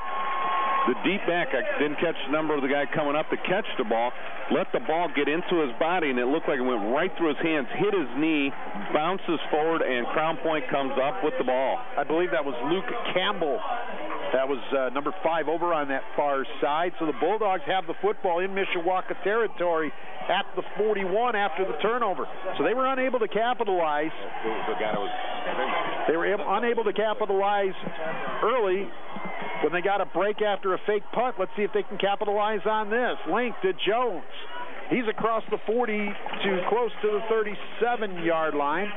Actually, they're going to give him the 38. So 3 yards on the carry for Jones, 2nd and 7. I think right now Crown Point is running that ball really good right now. Maybe a little play-action fake to the back and dump some type of pass to a receiver on the outside. Could be a good play right here. 2nd and 7, 8:48 to play in the third quarter. Bulldogs trail this one 15-0. Link running from the shotgun again.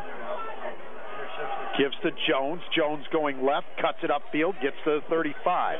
Pick up a 3 on the play, and it'll be 3rd and 4. Nice job right there of Jones letting the play develop. It was a very slow developing play, Jerry, and as he was stretching it out to the left side, just decided to cut it back and get as many yards as possible. Oh, there's Artie Akiwa. Pads off, and he is on crutches on the sideline. Knew that binoculars would come in handy somewhere because they haven't been doing me much good on the field tonight. But he is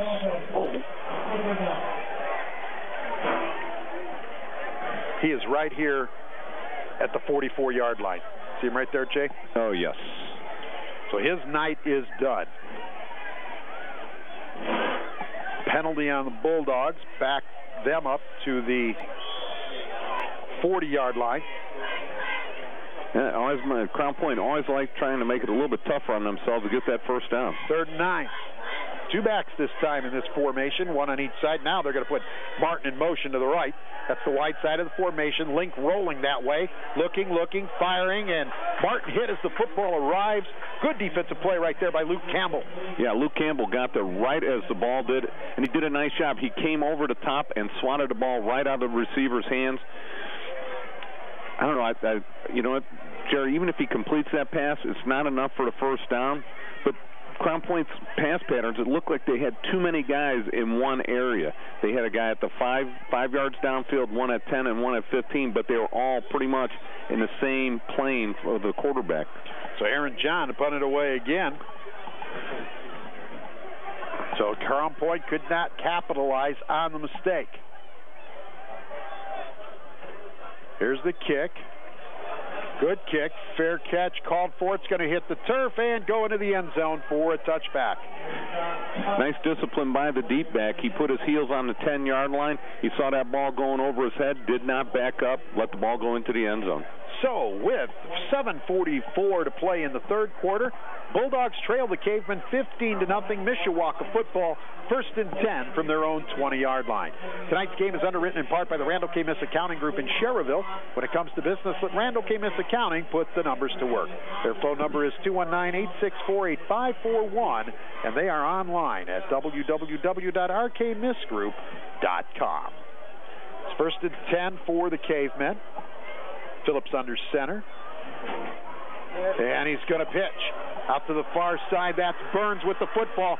He's across midfield into Bulldog territory. Brought down at the 31-yard line.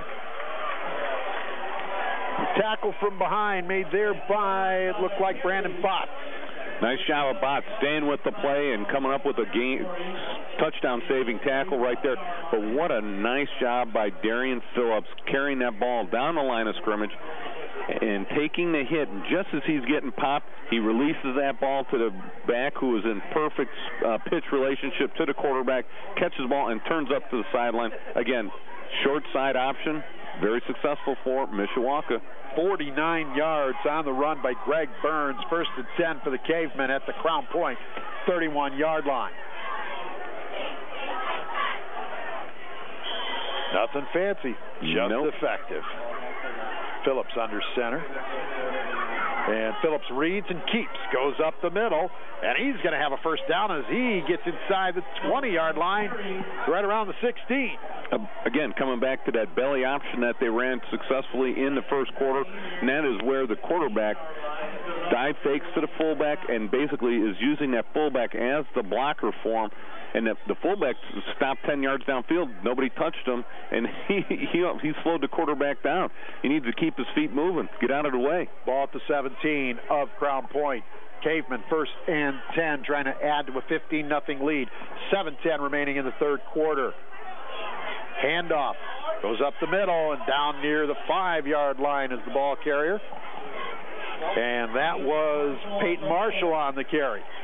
11 on the pickup, and a 1st and goal coming up now for Mishawaka. I'm glad you were making a play call on that one, Jerry, because I had my eyes focused on the quarterback. I thought he still had it, but he is so good with his hands, isn't he? He's very good with them. Very good on his reads, very quick on his decisions. But he's a 3-year starter. He's been running this a while.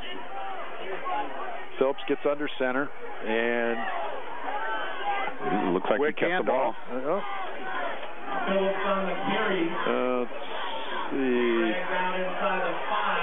The quarterback kept the ball on that one, and it looks like they're marking it just inside the 2-yard line.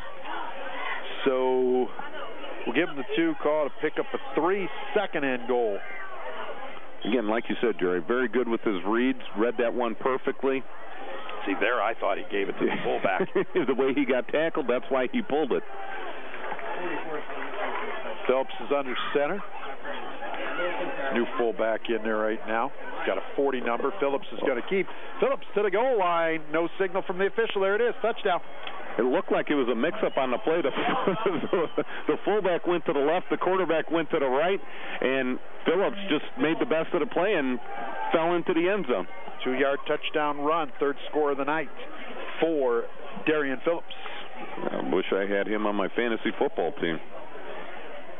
Phillips has scored 6, 12, 18, 20 points in this one. And that was a 2-yard run. Here's the PAT attempt from Zach Hall.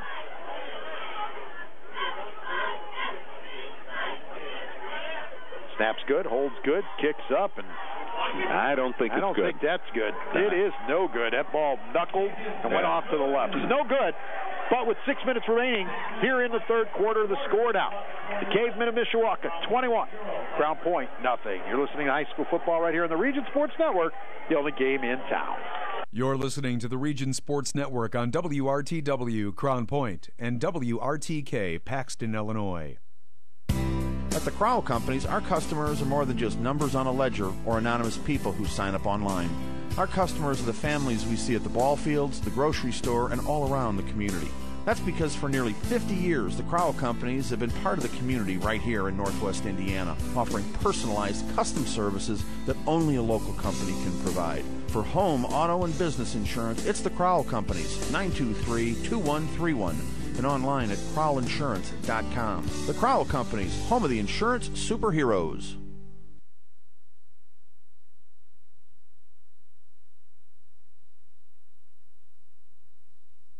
Serving the Northwest Indiana community, 4U Construction has built a reputation with homeowners over the past 5 years. 4U offers their knowledge with insurance claim adjusting, roofing, siding, hail damage, wind, fire, and water damage. 4U Construction represents the homeowner with their claim, working to get the money needed to cover all the repairs. The number to call for an estimate is 219-310-5699. 4U Construction. We've got you covered. You're listening to High School Sports on the Key 90.5 WRTW. Along with Jay Simmons, Jerry Siska back with you here at Crown Point High School, and you're listening to Chevy Game Night. On the Region Sports Network, it's presented by your Chicagoland and Northwest Indiana Chevy dealers. Chevrolet, the best-selling brand in Chicagoland and Northwest Indiana. Number one, along with Jay Simmons, Jerry Siska with you. It is now 21-0 in favor of the Cavemen of Mishawaka. Crown Point, first and 10 from their own 23 after the return. Little swing pass. Martin with the catch here on the near side. Gets it out to the 25. Gives the play a gain of 2. Second and 8 for the Bulldogs. Bulldogs got to give Link a little confidence out there. You know, some short, quick passes. Once he can, take a quick read and release it right away, because Crown Point offensive line has not been able to hold back the pass rush of Mishawaka. So they got to do short, quick stuff. Get Link some success. Link is going to look at it. Trips to the short side right. He wants to look to the wide side left, and he throws it up there where it's one-on-one, and it is nearly picked off there. Great job of defensive coverage right there. And the man on the play was Luke Shively. Yeah. And the intended target was Shane McCormick. The pass is incomplete. Yeah, what nice coverage right there by the defense. He was step for step with the wide receiver, played it perfectly. As the wide receiver looked back, he looked back, got his hands up, and was able almost to come up with a great catch. But again, Link threw to where he was. Right. And seeing that, you have to lay it out toward the sideline and let your receiver go make a play. Yeah, he's got to get that ball just a little bit more air and a little bit more towards the sideline. Link, quick swing pass, near side, catch made. Looks like number 9 for Crown Point. It is. It is number 9, who's Anthony Muniz.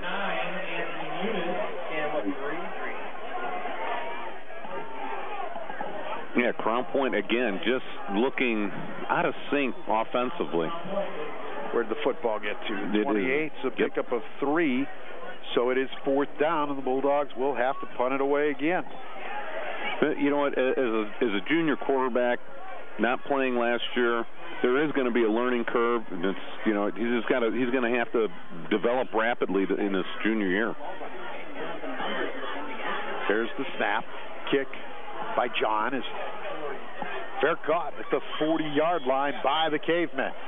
There's no returns by Mishawaka. Everything is a fair catch, fair catch. That one made right there by Luke Shively. Looked like somebody is down on the field. Doesn't look like he got hit by anybody, just all of a sudden went down.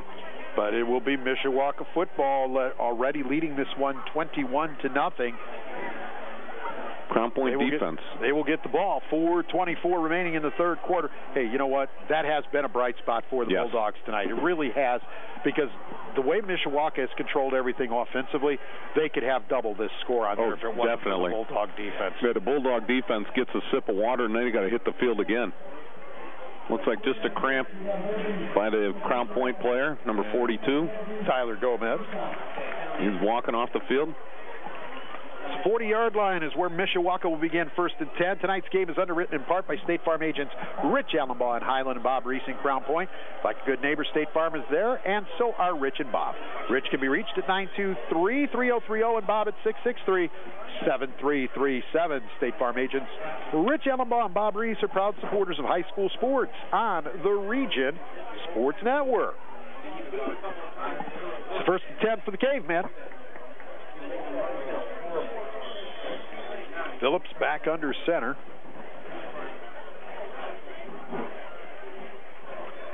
He is going to pitch, and that's going to be Burns. It's going to do the sweep on the right side. He's going to get to about the 34-yard line.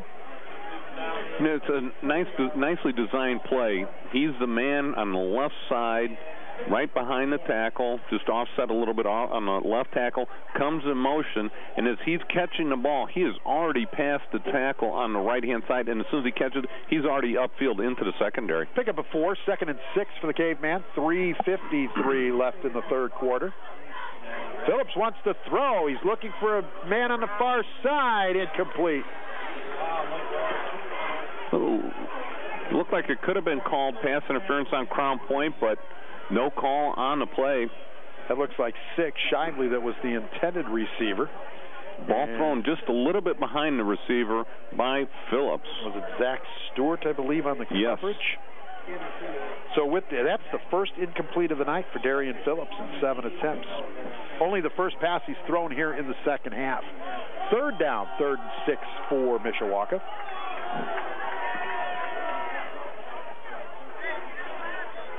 And handoff, and it's going to be a first down out to midfield. The carry there by Mike Hicksonbaugh.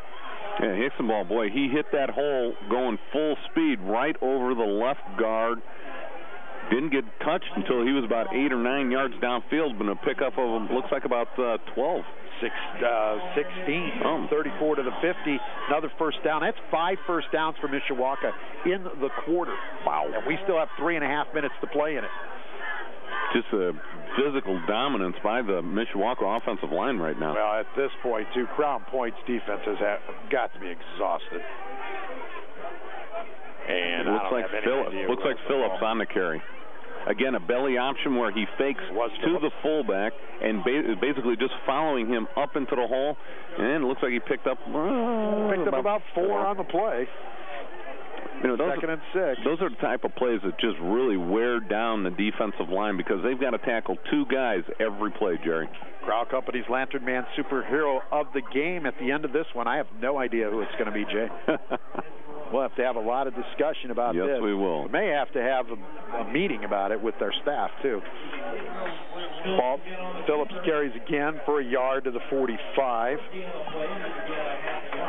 Phillips now 23 carries, 76 yards, 2 touchdowns, a 2-point conversion. 3 touchdowns, a 2-point conversion for 20 points, and 6 of 7 for 142 yards throwing. You know what? I think that incomplete's going to keep him out of consideration. They're going to run 2 receivers wide to the right side. Phillips pitch. Burns has it on the sweep right side. Fights his way through 3 Crown Point defenders and gets to the 38, and he picks up a first down. Boy, nice job of keeping his feet moving the whole time. Looked like he was stopped 3 yards short of the first down. Yes, it did. And he kept his feet going and got a yard past the first down. A little bit different. instead of the nice little pitch that the quarterback gives, it was just an underhand shuffle to him. Looks like he wasn't able to get his hands free to, make his nice little pitch he does on the option. Had to just flip it to him. 2:05 left in the third. Cavemen 21, Bulldogs nothing. First and 10, Mishawaka at the Crown Point 39. 6 yards on the carry by Burns. Pitch. Here it comes to Hesh this time as he comes sweep left. Gets across the 35 down near the 32. That's a 7-yard pickup on that play. Well, nice job of getting out there and making some blocks. The wide receivers who don't get much action in the passing game get a lot of action on that running game. Nice blocks downfield to get the gain. They did have the inside pursuit sealed off, so the only guy out there to make the tackle was the defensive back. And officials timeout on the field as Burns heads to the Mishawaka sideline, and a replacement will come in. Replacement looks like 87, Vernon Daniels. So with the 7-yard pickup, it's 2nd and 3 for Mishawaka at the Crown Point, just shy of the Crown Point 31 with 1:26 left here in the third. Bulldogs trailing 21-0. Phillips under center, man in motion, and that time it was handed off. See who the ball carrier was as they undo the pile. It was Hicksonbaugh on the carry. Hicksonbaugh and Phillips, a bit of a collision in the backfield, sort of slowed him down to only pick up about a yard. So it's going to be 3rd down and 1. 3rd and 1 for Mishawaka. Final minute of the third quarter. 2 receivers here, short side left. Put a man in motion. Phillips is just going to keep no messing around, and he should have enough for the first down. He gets to the 28. Yeah, just stepping to the right side and getting that first down puts his when he runs these short yardage plays, when he does the keep, he does a nice job of getting his head down and getting up into the hole and getting just enough for the first down. Stay tuned after the game for the Region Football Wrap-Up Show on the Region Sports Network as the crew back in the RSN studio gives you all the scores from tonight's games across Northwest Indiana. The Region Football Wrap-Up Show after tonight's action. 1st and 10, final 30 seconds of the quarter. Man in motion. And that was handed off that time. Is that 44? Yes. 44 on the carry, and that would be Austin Faulkner, his first carry of the night. Yeah, Faulkner last week, 5 carries, 15 yards, and a touchdown. So a pickup of 3. It'll be 2nd and 7. That's the end of the quarter. And that is the end of the third quarter, your score. Mishawaka 21, Crown Point nothing. Back with the fourth after this. You're listening to high school football right here on the Region Sports Network, the only game in town. You're listening to the Region Sports Network on WRTW, Crown Point, and WRTK, Paxton, Illinois. Herman Chris Hoagie, broker-owners of RE/MAX Realty Associates in Munster, are award-winning realtors with over 30 years of experience. Their team of over 35 agents is ready to help with any and all real estate needs in Lake and Porter counties, as well as the southeast Chicago suburbs. They can be found on the web at regionhomes.com. Herman Chris Hoagie are proud to underwrite the Herm Hoagie Halftime Report during tonight's game. For people in the Crown Point area, Wittenberg Village is a growing not-for-profit continuing care retirement community. Wittenberg Village offers short-term rehab and recovery needs. Rehabilitation services include physical, occupational, and speech therapy. Wittenberg Village features private rooms with private baths, spas, menu-driven dining, and a highly trained staff. When in need of rehabilitation or skilled nursing care, the number to Wittenberg Village is 663-3860, and the website is wittenbergvillage.org. You're listening to High School Sports on the Key 90.5 WRTW. Fourth quarter underway on a carry by Mishawaka. And that looks like that was Peyton Marshall that time. And Marshall to the 20-yard line, so that's an 8-yard pickup. And we welcome you back to Chevy Game Night on the Region Sports Network on the Key, 90.5 FM WRTW Crown Point and 90.5 FM WRTK Paxton, Illinois. It's underwritten by your Chicagoland and Northwest Indiana Chevy dealers. Chevrolet, the best-selling brand in Chicagoland and Northwest Indiana. Along with Jay Simmons, Jerry Siska here at Crown Point High School. Bulldogs trail the Cavemen 21-0 as we are underway here in the fourth quarter. Friday nights on the Region Sports Network get started with the Tech Credit Union tailgate beginning every week at 6. Tech Credit Union is on the web at techcu.org. So who had that ball? That was Darian Phillips on a quarterback sneak, and he was 3rd and 2. And now it is 4th and 1. One of the few times that Crown Point defensive front has really stuffed Phillips on 3rd and short. Only gained about a yard on the play. See if the Bulldogs can make another one huge. Of those big stops. Another, close, right on the red zone. Phillips under center. Phillips gives, and it is going to be a first down inside the 10-yard line as that's Austin Faulkner on the carry. Yeah, Faulkner, just a nice job of hitting the hole quickly and driving those legs. Again, a fullback like that, it's just so tough on the defense to have to tackle him every stinking play. You get tired of butting heads with him if you're the nose guard every play. That's a 12-yard pickup for Austin Faulkner. 10.5 minutes to go. First and goal, Mishawaka. And we've got a timeout on the field. A timeout called by the Crown Point Bulldogs. Get that defense over there. Get them a drink of water. They've been out there for about the last 6 minutes. At the conclusion of tonight's game, we'll name the Crowell Company's Lansing Man Superhero of the game. Crowell Company is proud to recognize the superheroes on the football field. Fans of Region Sports, while you're online, check out the #1 student NWI features published by our friends at nwindianalife.com.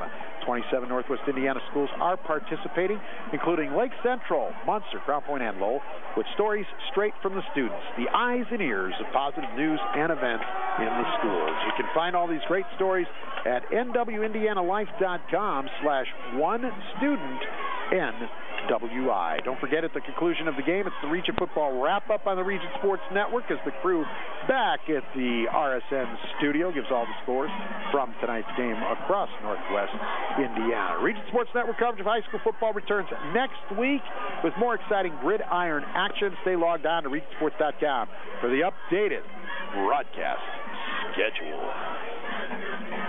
And it's updated weekly. You are right on it, my friend. Okay, so first and goal from the 7 for Mishawaka. Phillips under center. Faulkner still in the backfield, fullback position. Phillips, he's going to keep after the fake to Faulkner, and he is going to be brought down for a loss, hit first by Brandon Botts. Yeah, Botts did a nice job. Looked like he was blitzing on the play, got up and throw. That's one of the few times Phillips with a misread. If he would have gave the ball to that fullback, it looks like he might have been able to walk into the end zone. He kept it and got hit right by the blitzing linebacker. So the loss of 2 makes it second and goal from the 9-yard line.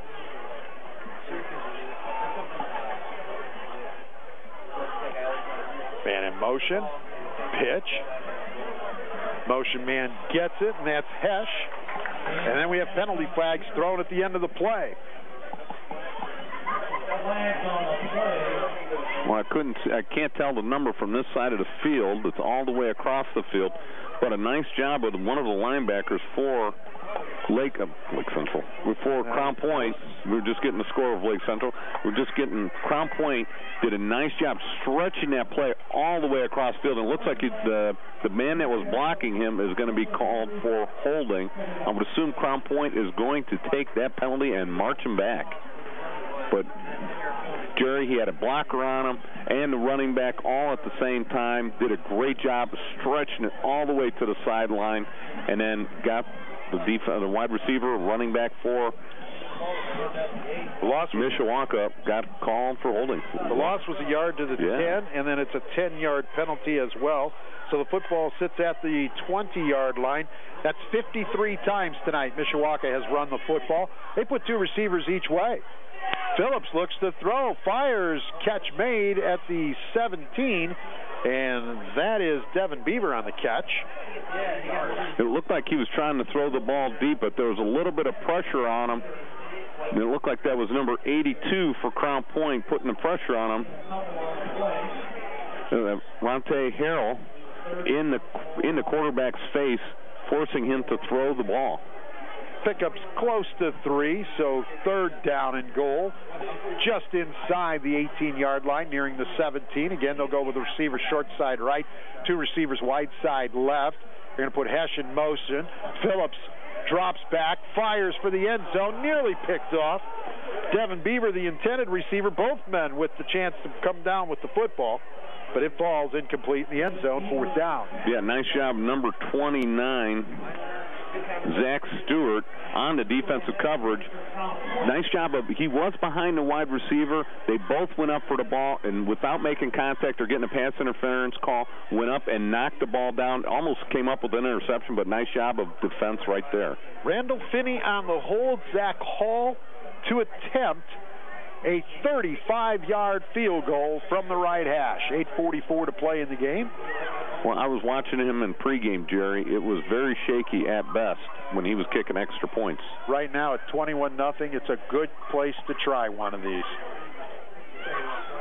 Here's the snap. It's good. Finney's hold is good. The kick is up, and it is going to fall well short of the upright. So Mishawaka comes away empty-handed on that drive with 8:39 remaining in the ball game. The score remains Caveman 21 and the Bulldogs 7.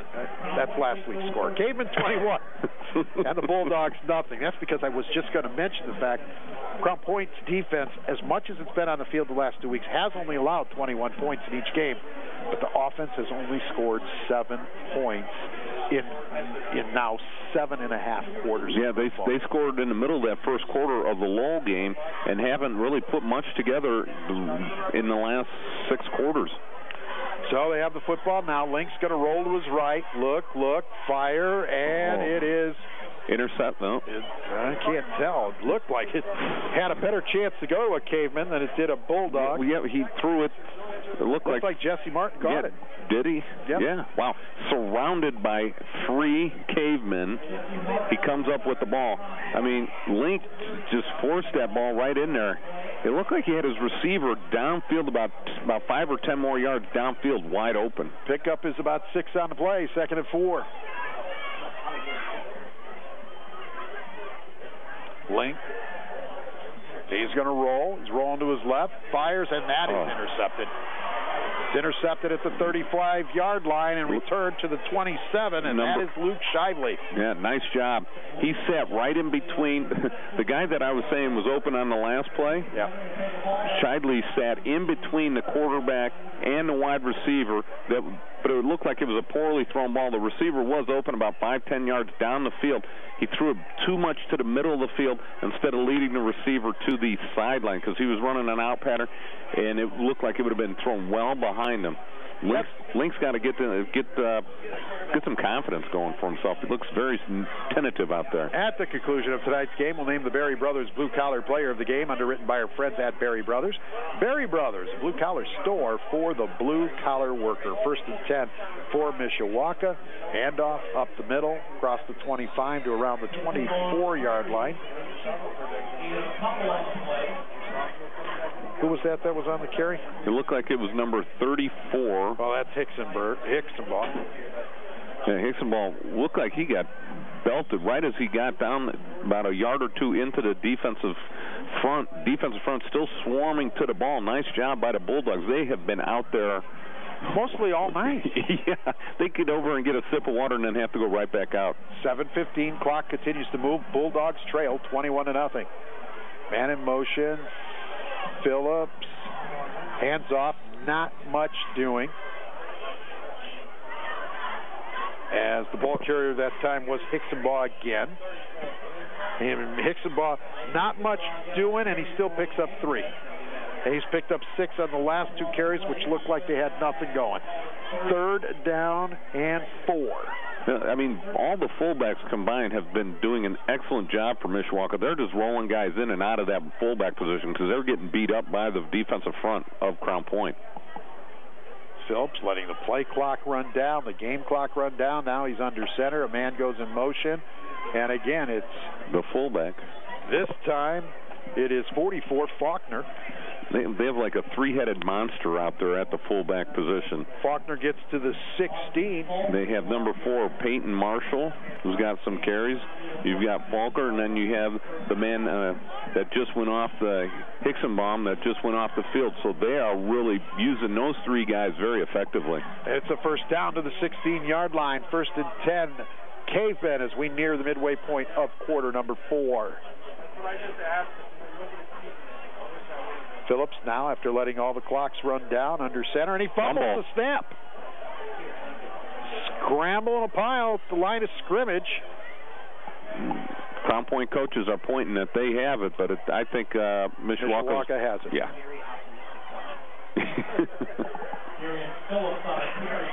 And so it'll be a carry for Phillips.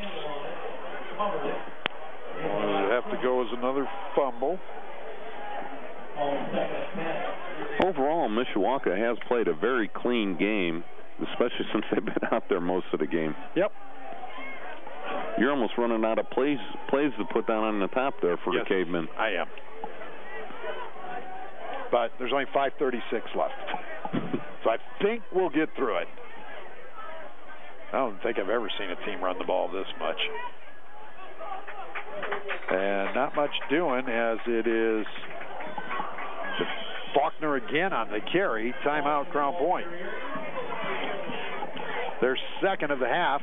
Football's at the 15-yard line. A pickup of 1 for Faulkner, and it's 3rd down. How many carries does Faulkner have? Faulkner, 4 carries, 21 yards. 4 carries. How about the other fullback? Hicksenbaum, 7 carries, 27 yards. And let's see, who is the other fullback? Number 4 right there, Peyton Marshall. Peyton Marshall has 6 carries, 35 yards. So that is 17 carries by 3 different fullbacks. And how about the common denominator of the fullbacks? And is this done for deceptive purposes? Peyton Marshall is 4, Hicksenbaum is 34, and Faulkner is 44. You don't even know which one's out there. You know what? They do it to mess with the radio, the play-by-play guys during the game. It's working with you. You know, if you don't see this team week in and week out, it is a very tough game to call. But if you did get to see this team week in and week out, I'm sure it's very fun to follow. Yes, it is. They look very good. So following the timeout, Mishawaka ready to run the play again. And on the counter, here's a handoff. Down to around the 14-yard line is the ball carrier. And that was Greg Burns. Yeah, nice little counter action right there. Fakes to the fullback. The wingback from the right side comes across the quarterback's face. The wingback from the left side comes and gets the ball. So a little misdirection there by the Cavemen. Yeah, we're going to get another field goal try by Zach Hall. This one, middle of the field at the 20. This is a 30-yard attempt with 4:45 remaining in the game. And a whistle, and we have a penalty. Too many men on the field for Mishawaka. Now back them up 5 yards. So this will be now a 35-yard attempt. Well, they're getting plenty of work on their field goal team. Mishawaka has been penalized a few times here tonight, Jay. That's 7 penalties for 50 yards. They've had 3 fumbles, lost 1. I mean, if so they've not been perfect. If that's as bad as it gets, then that's not too bad. They've run the ball 160 times. I'm sorry, no. Just seemed like they've run the ball that much. They are pushing the 60 mark, though, because just a little bit ago, we were at 53. Here's the snap. Hold was a little awkward. Kick is up, and it's going to fall short. It's a little longer than the last one, but it was short and wide. Another missed field goal for Mishawaka. Crown Point will take over 1st and 10 from their own 24. 36 remaining. 21-0. I think, Jerry, if it was a closer game, then they would have gone for those first downs instead of kicking. I agree with you. I agree. I think they realize they've worn them down. Crown Point has had difficulty moving the ball all night. To get 3 scores in 4.5 minutes, 8.5 minutes is going to be very difficult for them. Here's a ball dropped by McCormick. So incomplete pass from Link. You know, and those short, quick passes like that, Link just needs to take a little bit off it and be a little bit more accurate. You know, he's throwing that ball so hard, and then the receiver has to dive. He's only going to pick up 4 or 5 yards. Take a little bit off it and be a little bit more accurate. Crown Point wants to go 2 receivers each way this time as the football's in the middle of the field. Link fires looking for McCormick off his hands, incomplete. Jesse Martin was behind him, and you saw Martin look to the sideline, kind of throw his hands up like, why did you throw it to me? Yeah, well, McCormick was about to get slammed by 2 defensive linebackers, and yes, both of those guys, they ran the outside receiver on a slant and the inside receiver on a little wheel route. He was open. So it's 3rd and 10. 4:29 remaining. 21-0 Mishawaka. Link drops back, fires. He's looking for McCormick on the sideline, a little too far. Ball goes out of bounds at the Mishawaka 47. It's 4th down. Yeah. Now, I know you know you're down 21, but the thing is, Jerry, he is 6'6". You've got to use that weapon, I think, a little bit more early in the game. Your defensive back is only 6 foot out there. Throw it a little bit short, throw it up high, let your wide receiver go up like a rebound and get that ball. So the Bulldogs will have to punt it once again. Aaron John on to kick it away again. If you're just joining us, Artie Akiwa with an injury in the second quarter. We saw him on the sideline on crutches here in the second half. Shoulder pads and all the pads off. Do not know what the injury is, but he did not return to this ball game after that. That was about midway through the second quarter. Low snap. Good pickup by Johns. Gets the punt off, and it rolls into Mishawaka territory. And comes to rest at the 44-yard line.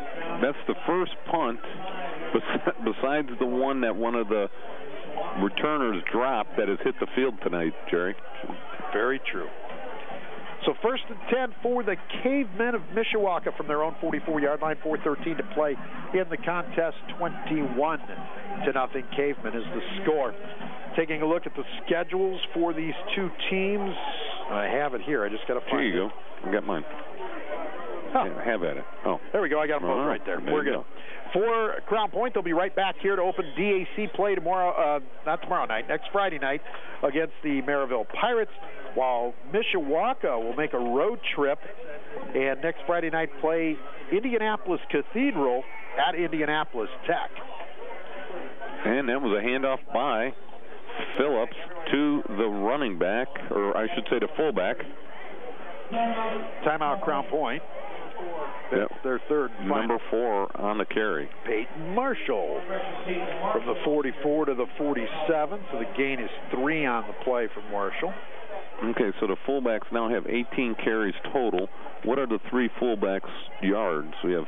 Oh, well, let's see. You want to know Marshall is 38 yards. Hicksonbaugh is 27, so that's 65. And Faulkner is 21, so that's 76. 86. I'm sorry, my bad. No, not bad for a fullback. 18 carries, 86 yards for the 3 fullbacks. So that's a good job of pounding the ball in between the guards. So 4 minutes. 4 minutes remaining in this one. Mishawaka going to leave here with a victory. They're up 21-0. Phillips. Hands off. Fullback again on the carry. And we got a penalty flag, late flag on the play. A little pushing and shoving going on. Football moved into, well, let's see, Crown Point territory. They're going to call it midfield, it looks like. I missed who the ball carrier was, though. Who was the fullback in there right then? I got the football. I did not see. Who was the fullback? 44. I see him out there. Faulkner for a pickup of 3. Okay, before that carry, the fullbacks had 18 carries, 86 yards for a 4.7 average. Boy, you cannot stop an option team if they are getting that many yards from their fullback position. And the Caveman going to be called for unsportsmanlike conduct. And it's going to be a 15-yard penalty. 8 penalties, 65 yards tonight for Mishawaka. The football going to be moved all the way back to the 35-yard line. I mean, if you had a little spot where you think, hey, this is something Mishawaka coaches think they need to improve on, that would be one of them. But you know what, Jerry? The other thing is that score should be 42-0.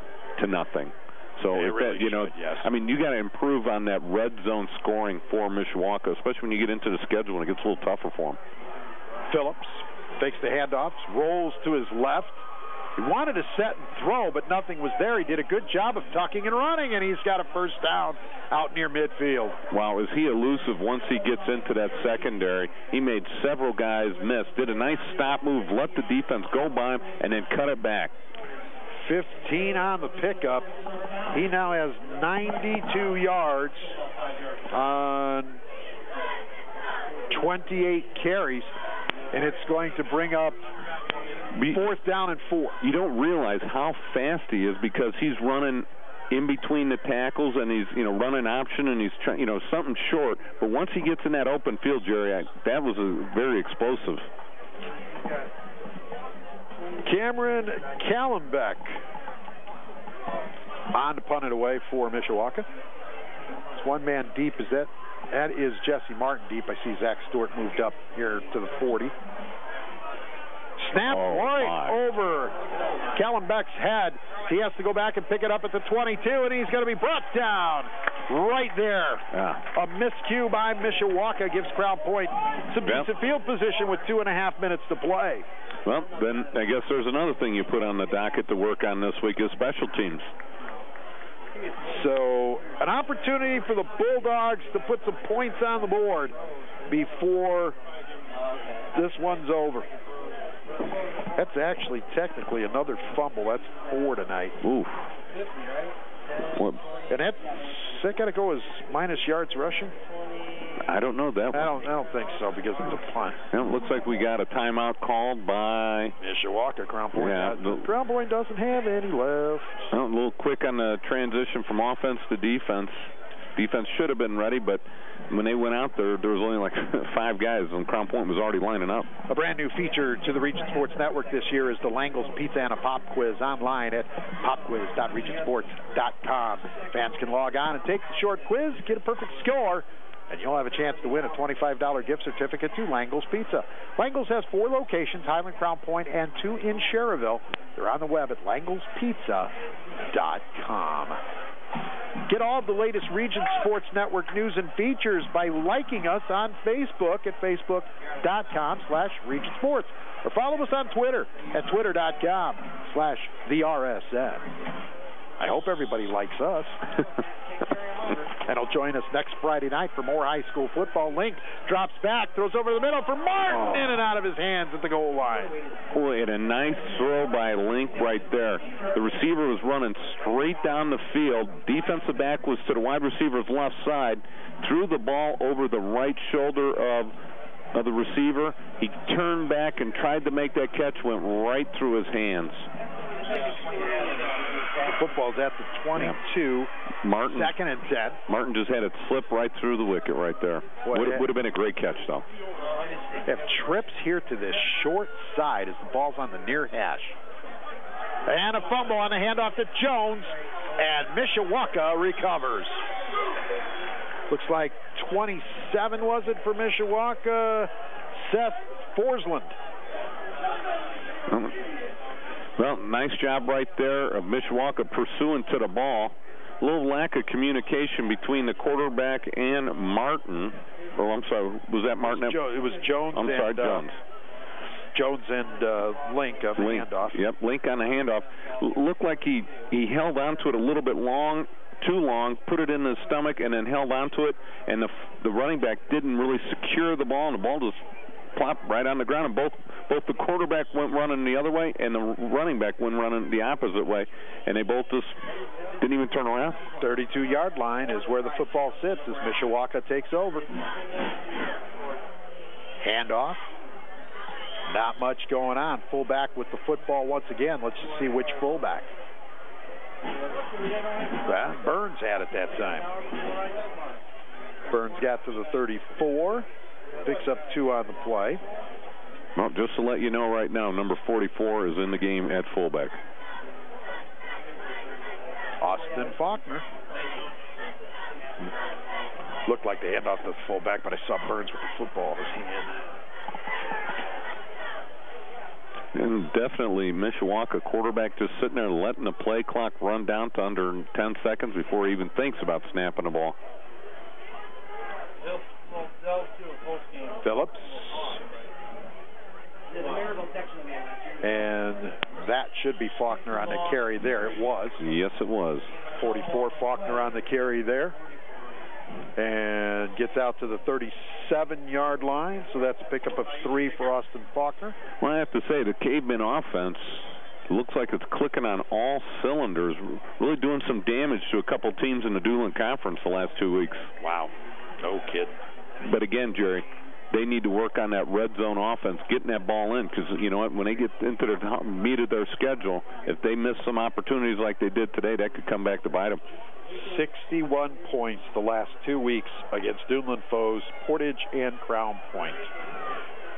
Phillips is going to keep this time. He took a big hit as he went around the corner. Number 4 for the Bulldogs. That's Watson. Yeah, he came up and drilled him right in the chest. Cameron Watson. You know, and you hate to see your quarterback getting popped like that with this much little of time. Yeah, but he needs just 7 yards. He needs to run a little bit more. Well, this is the last play of the game. He needs to break one. Yeah, that's what Crown Point wants to see. Yeah. Yeah, there's about a 3-second difference between the game clock and the play clock. So Mishawaka will have to snap it one more time. Actually, they look like they're going to let it run down and take a delayed game. Add to their penalty yards. And the play clock stopped, and now they stop the game clock about 3 seconds later. And they call a timeout. Oh, Mishawaka took a timeout. Okay. You know, you can't take them home, so you might as well use them. Right. That way it runs it all the way. And then it was a delay game. Oh, they did. Okay. And then the timeout. Another 5 yards in penalties. 70 yards in penalties on 9 penalty calls in this one. But how about 18 first downs in this one for Mishawaka, and they had 9 in each half. Balance. They had 4 in the first quarter, 6 in the second, 7 in the third quarter, just 2 here in the fourth. Well, they're slacking off here in the third quarter. So Crown Point going to fall to 0-2. They'll be here to host Maryville next Friday night. Mishawaka will improve to 2-0. And we will get a knee, and this one will be done. 1.5 on the clock. Hey, thanks a lot. And there's the knee by Phillips, and that will be the ball game. Officially, that has to go as -2 for Phillips. 21-0. The Cavemen come into Crown Point and knock off the Bulldogs this evening. The post-game show is next. You're listening to high school football right here on the Region Sports Network, the only game in town. You're listening to the Region Sports Network on WRTW Crown Point and WRTK Paxton, Illinois. Misprint can help your team's identification with team banners, trading cards, personalized team posters, stickers, decals, and fundraising ideas too. Misprint has 2 locations, 8244 Calumet Avenue in Munster and in Hammond at 6931 Calumet Avenue. Both locations open Monday through Friday, 8:30 to 5, and in Munster, Saturdays till noon. Online, it's misprintusa.com. Misprint in Munster and Hammond for custom print, designs, and signs.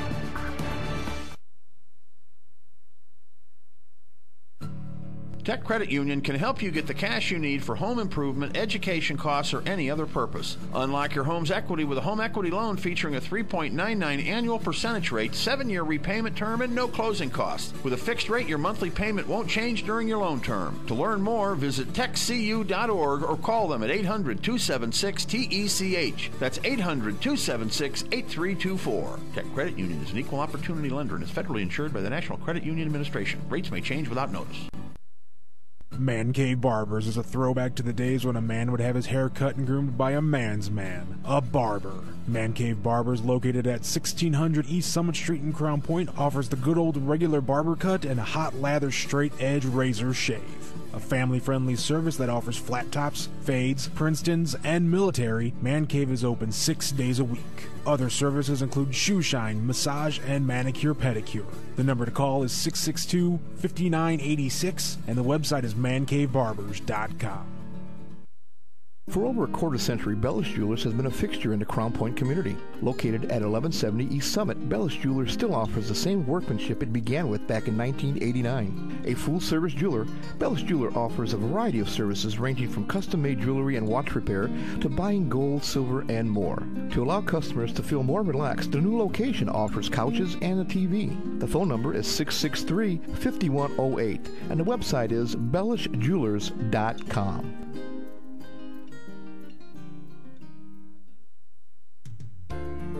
Tonight's game is underwritten in part by Langle's Pizza.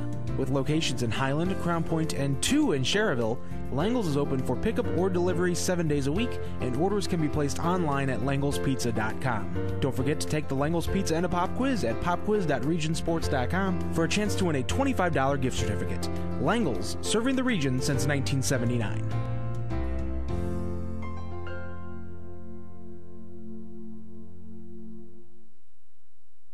It's Tara for Christensen Chevy. Christensen Chevrolet is a local family-owned and operated Chevrolet dealership celebrating over 60 years in the community, serving all of Northwest Indiana and Chicagoland. If you stop in, you can see why families and businesses have put their trust in us for generations. At Christensen, we have an enormous inventory of new Chevys with all of your favorite models in stock, ready for immediate delivery, because that's the Christensen way. We're Christensen Chevrolet, proud sponsor of our great local high school athletic programs on Indy Boulevard in Highland, or visit christensenchevy.com.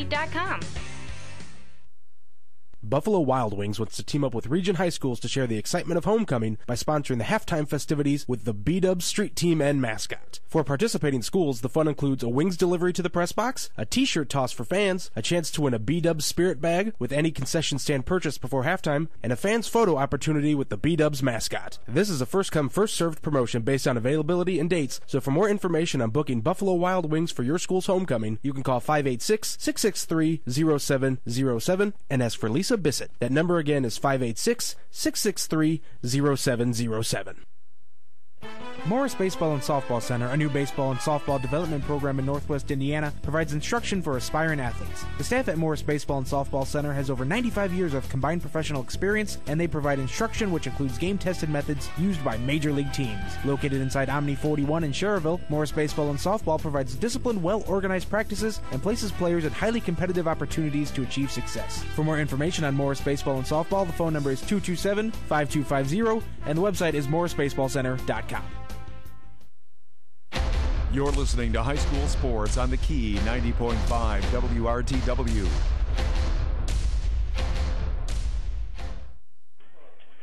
Along with Jay Simmons, Jerry Siska back with you here at Crown Point High School, and you're listening to Chevy Game Night on the Region Sports Network, presented by your Chicagoland and Northwest Indiana Chevy dealers. Chevrolet, the best-selling brand in Chicagoland and Northwest Indiana. Number one, well, the Mishawaka Cavemen come here to South Lake County, and they knock off Crown Point tonight by a score of 21-0 in a game, Jay, that really the score is not indicative of how the game was.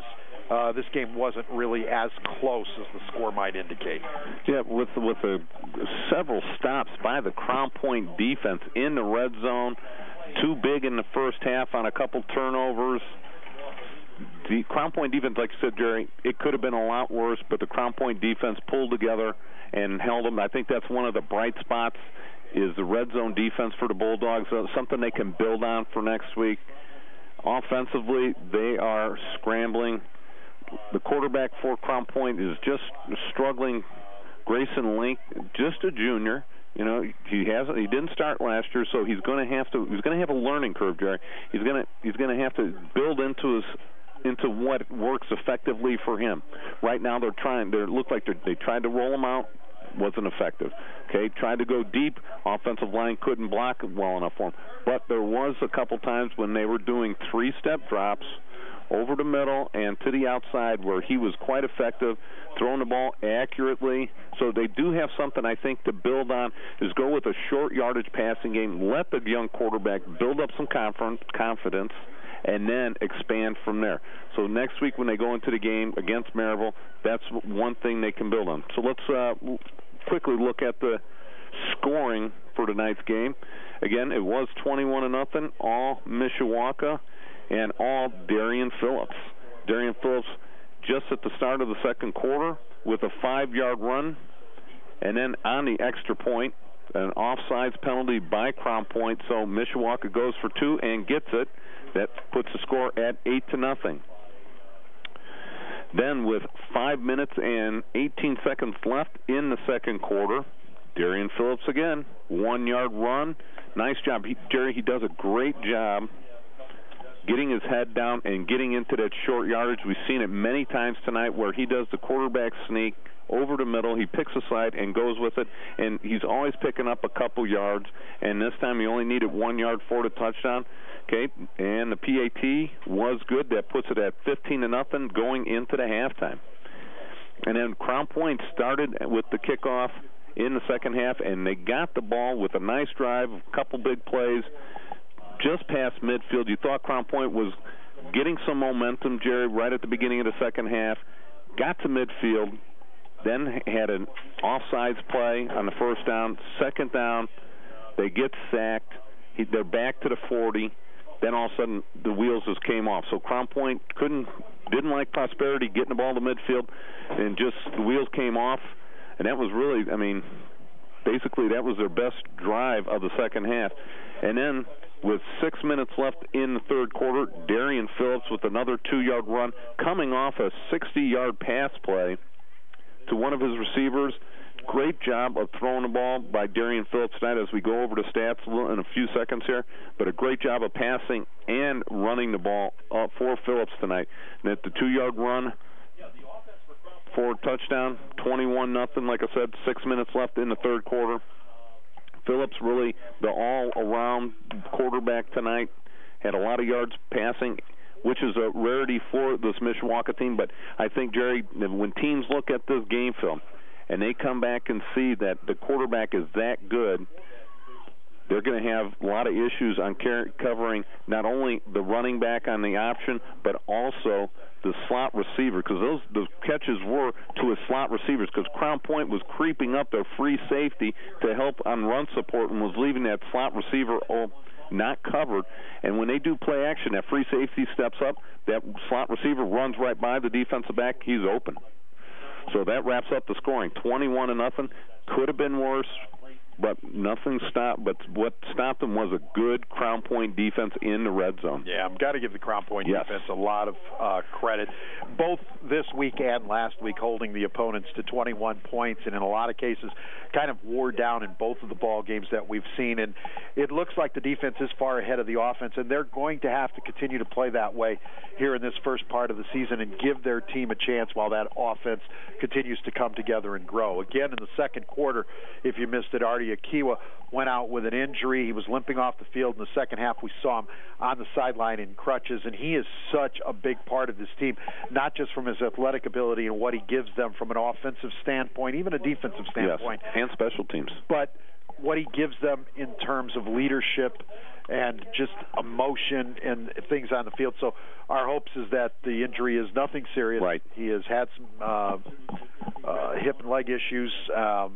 and that he'll be back on the field real quick because his teammates need him out there. Yes, they do. They've got to come up with something offensively to get this club going. All right, you ready to hear some of these numbers? I am waiting. Okay, for the Mishawaka Cavemen, who improved to 2-0 on the season, they ran the ball 66 times tonight for 291 yards. That's 4.4 yards per play. 7 of 9 passing the ball for 145 yards. That's 436 yards of total offense. Jay, they ran 75 plays in this game tonight. Wow. I couldn't imagine how much you were out there defensively. Every time, it couldn't have been more. Crown Point's longest drive couldn't have been more than 5 or 6 plays, so they had enough time to take a sip of water and head back on out there. That was it. 18 first downs for Mishawaka in this one. Penalties, this is a rough spot for them. 9 penalties for 70 yards tonight, 4 fumbles. They lost 1. That was their only turnover.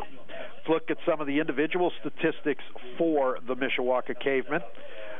Quarterback Darian Phillips carried the ball 30 times tonight for 91 yards. He was also 7 of 9 throwing for 145. He scored 3 touchdowns and a 2-point conversion. So Phillips scored 20 of the 21 points scored tonight by Mishawaka. Some other rushing numbers for you. Greg Burns, 7 carries for 69 yards. Peyton Marshall, 7 carries for 38 yards. Vernon Daniels, 4 carries for 18 yards. Daniel Hesh, 5 carries for 21 yards. Mike Hicksenbaugh, 7 carries for 27 yards. And Austin Faulkner, 6 carries for 27 yards. Receiving tonight, Ryan Roboleski, a catch for 6. Devin Beaver, 3 catches for 13. Samuel Eggleston, a catch for 3. Vernon Daniels, a catch for 72. And Daniel Hesh, a catch for 51. Pretty dominating numbers. Yes, it was. Isn't it? For the Crown Point Bulldogs, they ran the ball 18 times tonight for 47 yards. 6 of 8 for passing for Grayson Link for 49 yards. Crown Point, 96 yards of total offense, 7 first downs in this one. And you know what? Even when you're having a struggling offense, if you can find a way, when you get a chance, an opportunity given to you to put some points on the board, the fact that the defense is playing as well as it is, you give yourself a chance. And Crown Point had about 3 really nice opportunities, especially on that, and they failed to score that on turnover right at the 7-yard line. 7, they had it at the 18, and on the second play threw an interception. Yes. They lost 4 turnovers in this one tonight. Oof. They had 2 fumbles, lost them both. They had 2 passes intercepted, 4 penalties for 16 yards, just 7 first downs on the evening for Crown Point. Let's look at the individual statistics. Quentin Jones coming in to replace Akiwa, 11 carries for 44 yards. Trenton Shane Bourne, a carry for 10. Artie Akiwa, before he left, 2 carries for 6. And Grayson Link, 4 carries for -13, but it should be noted that Link was sacked twice for 15 yards in losses. On the receiving end, Jesse Martin had 5 catches for 43 yards. Shane Bourne had 1 catch for 11, and Anthony Muniz had a catch for 3. So you can see how Mishawaka walks away with the victory in this one. A dominating offensive performance tonight for the Cavemen.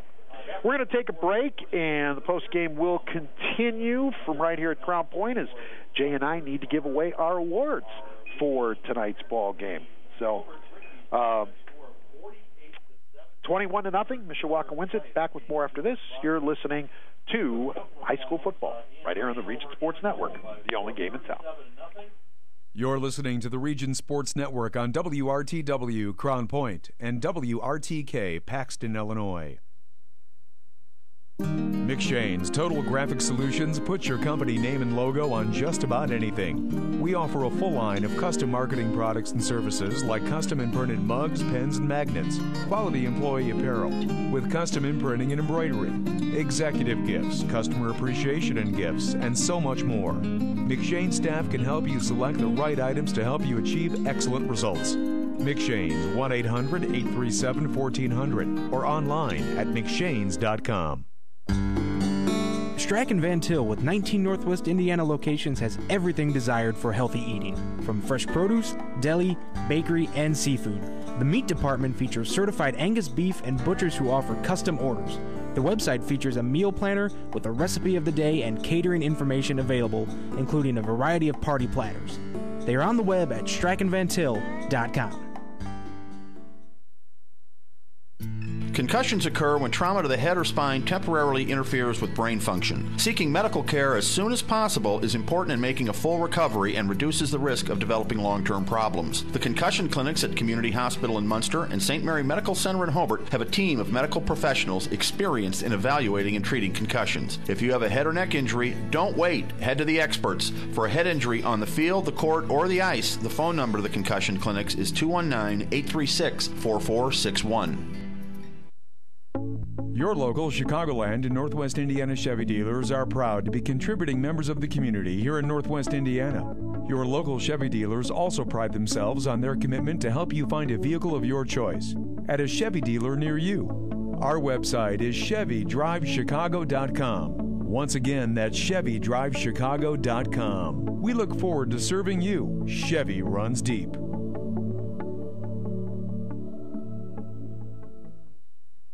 You're listening to High School Sports on the Key 90.5 WRTW.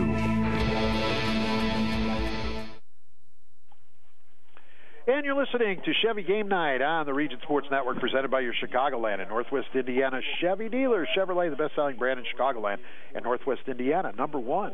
Here, Mishawaka beats Crown Point 21-0 tonight here in South Lake County. I'm Jerry Siska. He's Jay Simmons. It is time for us to give away our awards for this evening. First, it's time to name the blue-collar player of the game. That's underwritten by Berry Brothers. Berry Brothers, a blue-collar store for the blue-collar worker. And that goes to the three-headed monster at fullback. That's Peyton Marshall, Mike Hexenbaum, and Austin Faulkner, number 4, 34, and 44, respectively. Between the three of them, Jerry, they had 20 carries for 92 yards, and that comes out to 4.6 yards per carry. And when you get a fullback in the option-style offense that they have, getting 4 yards a carry, that makes everybody else that much more effective. So a great job by the fullbacks tonight to get that offense revved up and going. So the fullbacks are your blue-collar players of tonight's game, the fullbacks of Mishawaka. And the blue-collar player of the game is underwritten by Berry Brothers. Berry Brothers, located 1/2 mile north of I-80-94 on Indianapolis Boulevard in Hammond. Now it's time to name the Crowell Company's Lantern Man superhero of the game. Crowell Company is proud to recognize the superheroes on the football field. And that can go to no other than Darian Phillips, the senior quarterback for Mishawaka. On the day, 30 carries for 91 yards. That's rushing, and 3 touchdowns rushing, and 1 2-point conversion. Not a bad job rushing there, Jerry, but he didn't finish on that. 7 for 9 for 145 yards passing. At one point in the game, Jerry, he was 6 for 6 passing. Outstanding job by the quarterback. So Darian Phillips accounts for 236 yards of total offense and scored 20 of the 21 points for Mishawaka this evening. There can be no other. Darian Phillips, your Crowell Company's Lantern Man superhero of tonight's game. Crowell Companies, they have offices open from 9 to 9 Monday through Friday and Saturdays until 2 in Highland, Maryville, and Michigan City. Region Sports Network coverage of high school football, 90.5 FM WRTW, and on the internet at regionsports.com, is underwritten by your Chicagoland and Northwest Indiana Chevy dealers, the Crowell Companies, Berry Brothers, Strachan Van Til, McShane's, Christensen Chevrolet in Highland, Tech Credit Union, Langle's Pizza in Highland, the concussion clinics at Community Hospital in Munster and St. Mary Medical Center in Hobart, Herman Chris Hoagie of Remax Realty in Munster, United Federal Credit Union, Randall K. Miss Accounting Group, Morris Baseball and Softball Center, State Farm agents Bob Reese in Crown Point and Rich Allenbaugh in Highland, Buffalo Wild Wings, Man Cave Barbers, 4U Construction, Wittenberg Village, Bellish Jewelers, Bellish Jewelers, and by Misprint in Munster and Hammond. Easy for me to say. I didn't say anything. The management team of the Region Sports Network. Chris Ramirez is our executive producer. Our chief engineer is Mike Bonaventura, and our coordinating producer and game producer tonight, Nathan Laird. Great job as always, Nathan. Always a pleasure to work with you. WRTW, the program director, Jody McManus. Some thanks need to go out. Bill Durilla at Crown Point, the athletic director, thanks to you. And thanks to Kevin Enright here at Crown Point and Bart Curtis at Mishawaka for all their help in preparing for tonight's broadcast. And finally, a thanks to you, the listeners of 90.5 FM WRTW, and those of you at RegionSports.com for spending some of your Friday night with us, enjoying high school football right here on the Region Sports Network. Stay tuned. Coming up, the Region Football Wrap-Up, as the crew back at the RSN studio will let you know what's going on all across Northwest Indiana. Jay, have a great weekend. We'll see you. Thanks, bro. You do the same. You got it, man. Final score for the final time, Caveman 21, Crown Point nothing. For Jay Simmons, I'm Jerry Siska. Have a great weekend. You've been listening to high school football right here on the Region Sports Network, the only game in town. You're listening to the Region Sports Network on WRTW Crown Point and WRTK Paxton, Illinois.